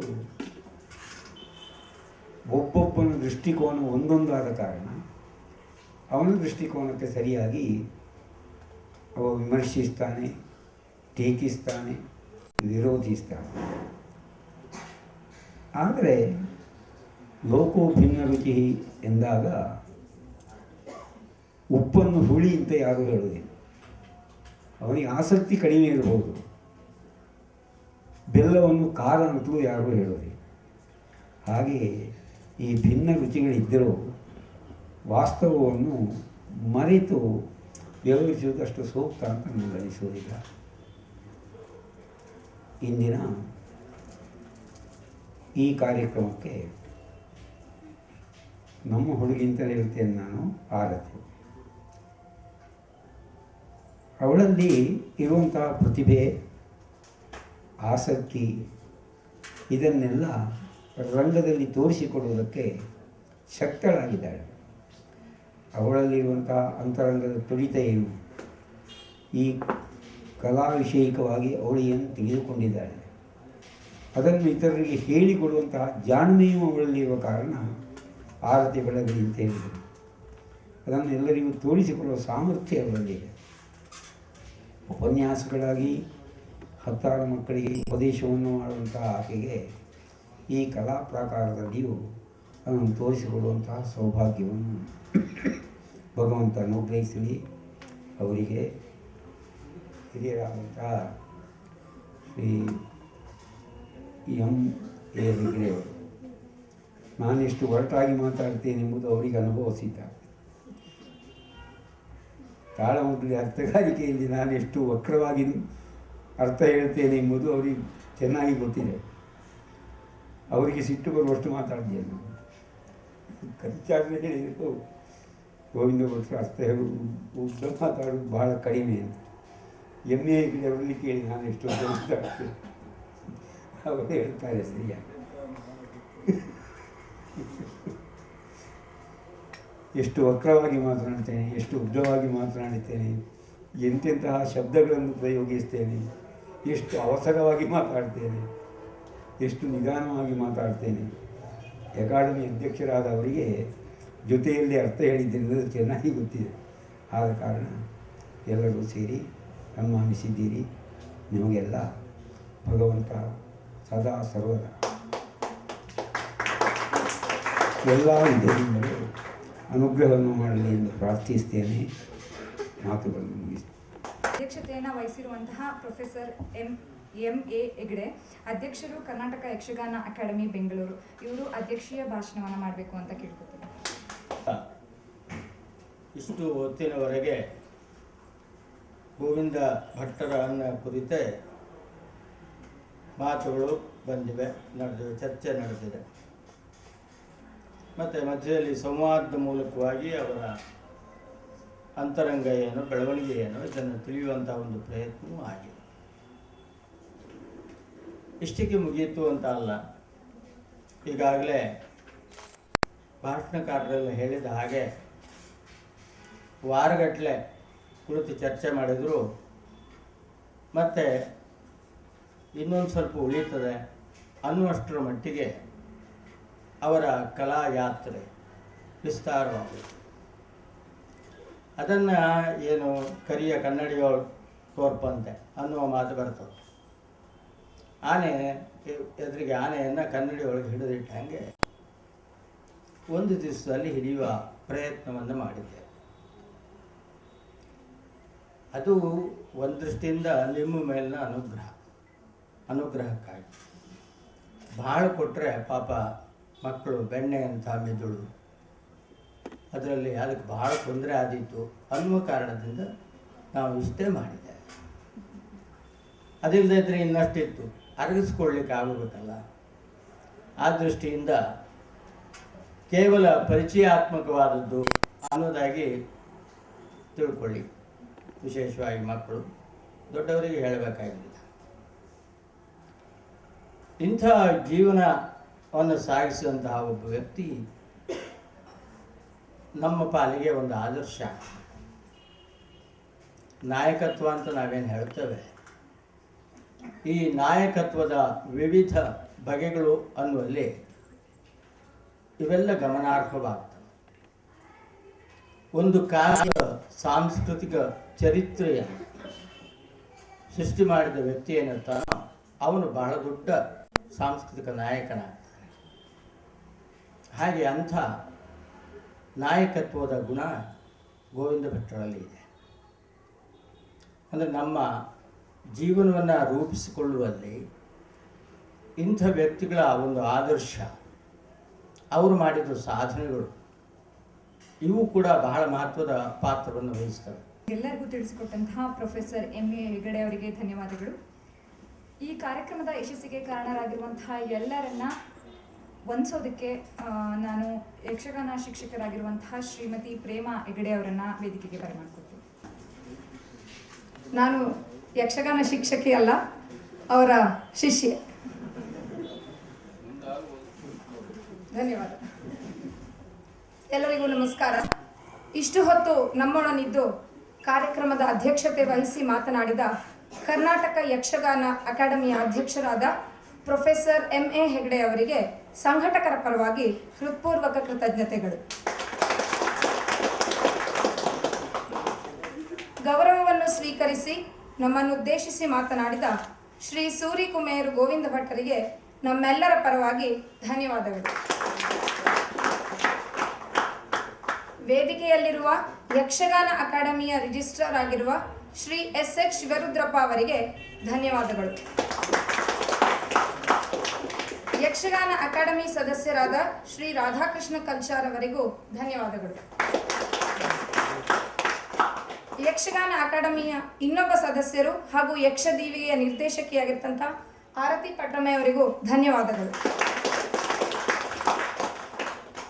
ಡಾಕ್ಟರ್ RL ರಮೇಶ್ ಬಾಬು ಉದ್ಯಮಿಗಳು ಹಾಗೂ ವಾಸವಿ ಸಂಘದ ಅಧ್ಯಕ್ಷರು, ಅವರ ಉದಾರ ಸಹಕಾರದಿಂದ ಅವರ ಅನುಪಸ್ಥಿತಿಯಲ್ಲಿಯೂ ಕೂಡ ಈ ಕಾರ್ಯಕ್ರಮ ಇಲ್ಲಿ ಅಚ್ಚುಕಟ್ಟಾಗಿ ನೆರವೇರುವುದಕ್ಕೆ ಸಾಧ್ಯವಾಗಿದೆ. ಅವರಿಗೆ ನಮ್ಮೆಲ್ಲರ ಪರವಾಗಿ ಧನ್ಯವಾದಗಳು. ಈ ಕಾರ್ಯಕ್ರಮಕ್ಕೆ ದಕ್ಷಿಣ ಕನ್ನಡ ಮಿತ್ರ ವೃಂದ ನೀಡಿರುವ ಸಹಕಾರ ತುಂಬ ದೊಡ್ಡದು. ಅವರಿಗೆ ನಮ್ಮೆಲ್ಲರ ಪರವಾಗಿ ಹೃತ್ಪೂರ್ವಕ ಧನ್ಯವಾದಗಳು. ಸಂಸ್ಥೆಯ ಅಧ್ಯಕ್ಷರಾದ ಲ್ಯಾನ್ಸಿ H ಪಾಯಸ್ ಹಾಗೂ ಎಲ್ಲ ನಿರ್ದೇಶಕರಿಗೆ ನಮ್ಮ ಧನ್ಯವಾದಗಳು. ಬೆಳಗಿನಿಂದ ನಮ್ಮ ಜೊತೆಗಿದ್ದು ವಿವಿಧ ವಿಚಾರಗಳನ್ನು ಮಂಡಿಸಿರುವ ಶ್ರೀ ಉಜ್ರೆ ಅಶೋಕ ಭಟ್, ಶ್ರೀ ರಾಧಾಕೃಷ್ಣ ಕಲ್ಚಾರ್, ಶ್ರೀ ಗಣರಾಜ್ ಕುಂಬ್ಳೆ, ಶ್ರೀ ಪುರುಷೋತ್ತಮ್ ಭಟ್ ಅವರಿಗೆ ಧನ್ಯವಾದಗಳು. ಈ ವಿಚಾರ ಸಂಕಿರಣ ಹಾಗೂ ಮುಂದೆ ನಡೆಯಲಿರುವ ಯಕ್ಷಗಾನ ಪ್ರದರ್ಶನಕ್ಕೆ ಸ್ಥಳೀಯವಾಗಿ ಸಹಕಾರ ನೀಡಿದವರು ಶ್ರೀ ಬಾಲಕೃಷ್ಣ ಹೆಬ್ಬಾರ್, ಶ್ರೀ ವೆಂಕಟೇಶ ಕಾರಂತ್, ಶ್ರೀ ಶ್ರೀನಿವಾಸ ಹತ್ವಾರ್, ಶ್ರೀ ನಾಗರಾಜ್ ಧನ್ಯ, Shri M Anantha Rao, Shrimati Hemalatha MS, Shri GV Vidyashankar, Shri TN Hariprasad, Shri Shyam Prasad, Shri Govardhan, Shri MS Bhat, Shri Guruprasad ಬಳ್ಳೂಕರಾಯ್, RK ಸ್ವೀಟ್ಸ್ನ ಮಾಲೀಕರು ಎಲ್ಲರಿಗೂ ಹೃತ್ಪೂರ್ವಕ ಧನ್ಯವಾದಗಳು. ಇಲ್ಲಿ ಉಪಸ್ಥಿತರಿರುವ ಎಲ್ಲ ಕಲಾಭಿಮಾನಿಗಳು, ದಕ್ಷಿಣ ಕನ್ನಡ ಮಿತ್ರವೃಂದದ ಸದಸ್ಯರು, ಯಕ್ಷದೀವಿಗೆಯ ಸದಸ್ಯರು, ವಿದ್ಯಾರ್ಥಿಗಳು, ಪತ್ರಕರ್ತರು ಎಲ್ಲರಿಗೂ ಧನ್ಯವಾದಗಳು. ಈ ಕಾರ್ಯಕ್ರಮಕ್ಕೆ ಪ್ರತ್ಯಕ್ಷವಾಗಿ ಹಾಗೂ ಪರೋಕ್ಷವಾಗಿ ಸಹಕಾರ ನೀಡಿದಂತಹ ಎಲ್ಲರಿಗೂ ಮತ್ತೊಮ್ಮೆ ತುಂಬು ಹೃದಯದ ಧನ್ಯವಾದಗಳನ್ನು ಹೇಳ್ತಾ ನಾನು ನಿರ್ಗಮಿಸ್ತಾ ಇದ್ದೇನೆ. ಈಗ ಯಕ್ಷಗಾನ ಅಕಾಡೆಮಿಯವರು ಶ್ರೀ ಗೋವಿಂದ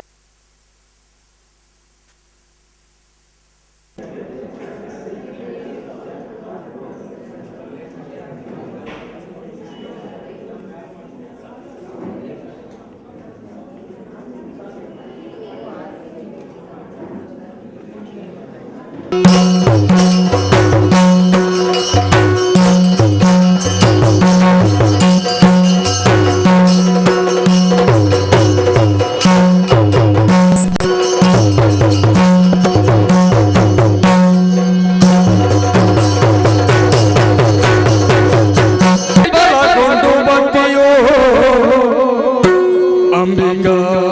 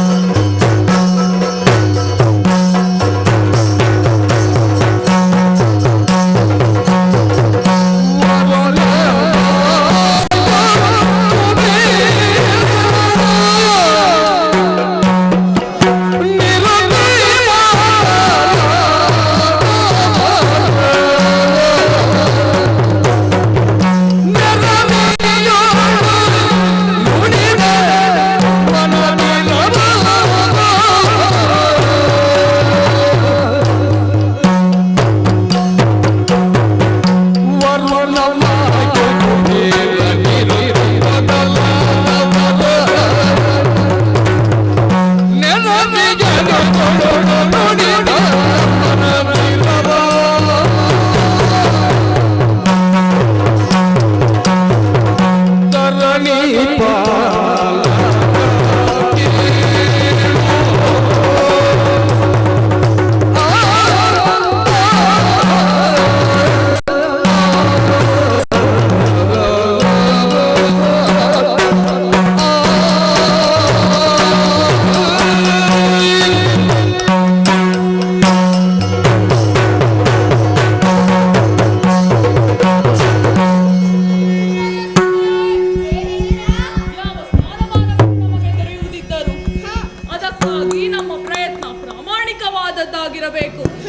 ಜೊತೆಗೆ ಭಗವತ್ ಸಂಕಲ್ಪವು ಪೂರಕವಾಗಿರಬೇಕು. ಸ್ವರ್ಗದ ಅಧಿಪತ್ಯವನ್ನು ನಾನು ಪಡೆಯುವಲ್ಲಿ, ನೀವು ದಿಕ್ಪಾಲಕರಾಗಿ ನನ್ನೊಂದಿಗೆ ಇರುವಲ್ಲಿ ಈ 2 ಅಂಶಗಳು ಮೇಳೈಸಿವೆ. ಆದಿಮಾಯ ಓಂಕಾರ ಸ್ವರೂಪಿಗಳಾಗಿ ಅವತರಿಸಿದ ತ್ರಿಮೂರ್ತಿಗಳು ಎಲ್ಲ ಲೋಕಗಳಿಗಿಂತ ಶ್ರೇಷ್ಠವಾದ ದೇವಲೋಕದ ಅಧಿಕಾರವನ್ನು 100 ಯಾಗಗಳನ್ನು ಪೂರೈಸಿದ ಪುಣ್ಯಾತ್ಮರಿಗೆ ಕೊಡಬೇಕು ಎಂಬುದಾಗಿ ನಿರ್ಧರಿಸಿದರು. ಪುರಂದರ ನಾಮಕನಾಗಿದ್ದ ನಾನು ವೇಗವಂತ ಪರ್ವತವನ್ನು ಏರಿ ಶತಯಾಗಗಳನ್ನು ಪೂರೈಸಿದೆ. ತ್ರಿಮೂರ್ತಿಗಳ ಅನುಗ್ರಹದಿಂದ ದೇವೇಂದ್ರನಾದೆ. ಸುಮನಸರೇ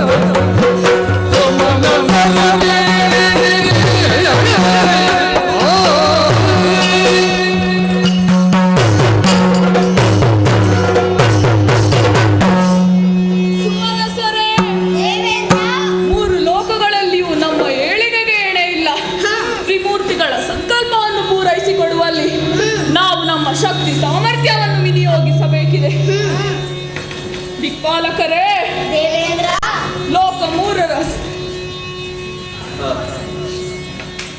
ಇದ್ದಾರೆ. ಶ್ರೀಮನ್ನಾರಾಯಣನ ದಯೆ ನಮ್ಮ ಮೇಲಿದ್ದುದರಿಂದ ಅವರನ್ನು ನಿವಾರಿಸಿದ್ದೇವೆ. ಈ ಹೊತ್ತು ಪ್ರಶ್ನೆಯೊಂದು ಕಾಡಿದೆ. ದುರುಳರಾದ ದೈತ್ಯರು ಮತ್ತೆ ಬಂದರೆ ಅವರನ್ನು ಎದುರಿಸುವಲ್ಲಿ ನಾವೆಷ್ಟು ಸಿದ್ಧರಿದ್ದೇವೆ ಎಂಬುದು. ಸುಮನಸರೇ, ನಿಮ್ಮ ಅಭಿಪ್ರಾಯವೇನು ಹೇಳುತ್ತೀರಾ?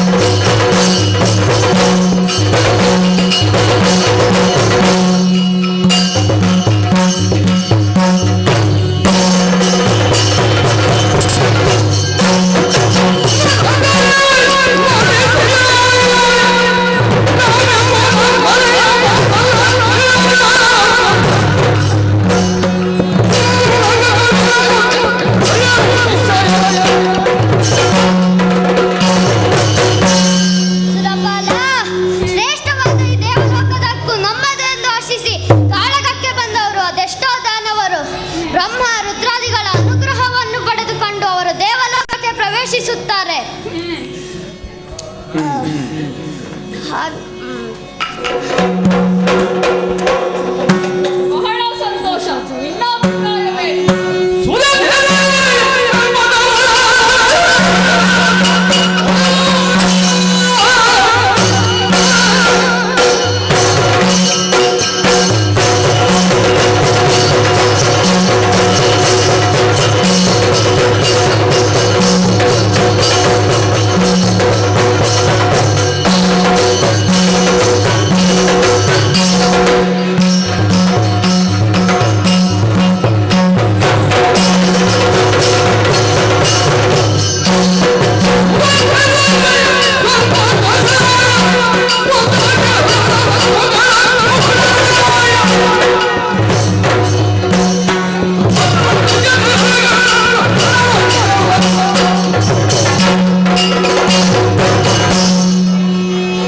ದೇವೇಂದ್ರ, ಸ್ವರ್ಗಲೋಕದ ಸಿರಿ ಸಂಪತ್ತಿನ ಮೇಲೆ ಎಲ್ಲರಿಗೂ ಬಲವಾದ ಆಸೆ ಇರುತ್ತದೆ.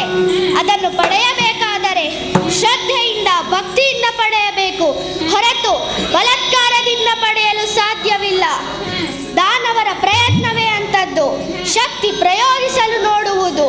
ಅವರೇನೇ ಮಾಡಲಿ, ಮೂರು ಮೂರ್ತಿಗಳ ದಯೆ ನಮ್ಮ ಮೇಲಿದೆ. ಬಿರುಗಾಳಿಯಾಗಿ ಬೀಸಿ ದಾನವರನ್ನು ಹಿಮ್ಮೆಟ್ಟಿಸಲು ನಾನಿದ್ದೆ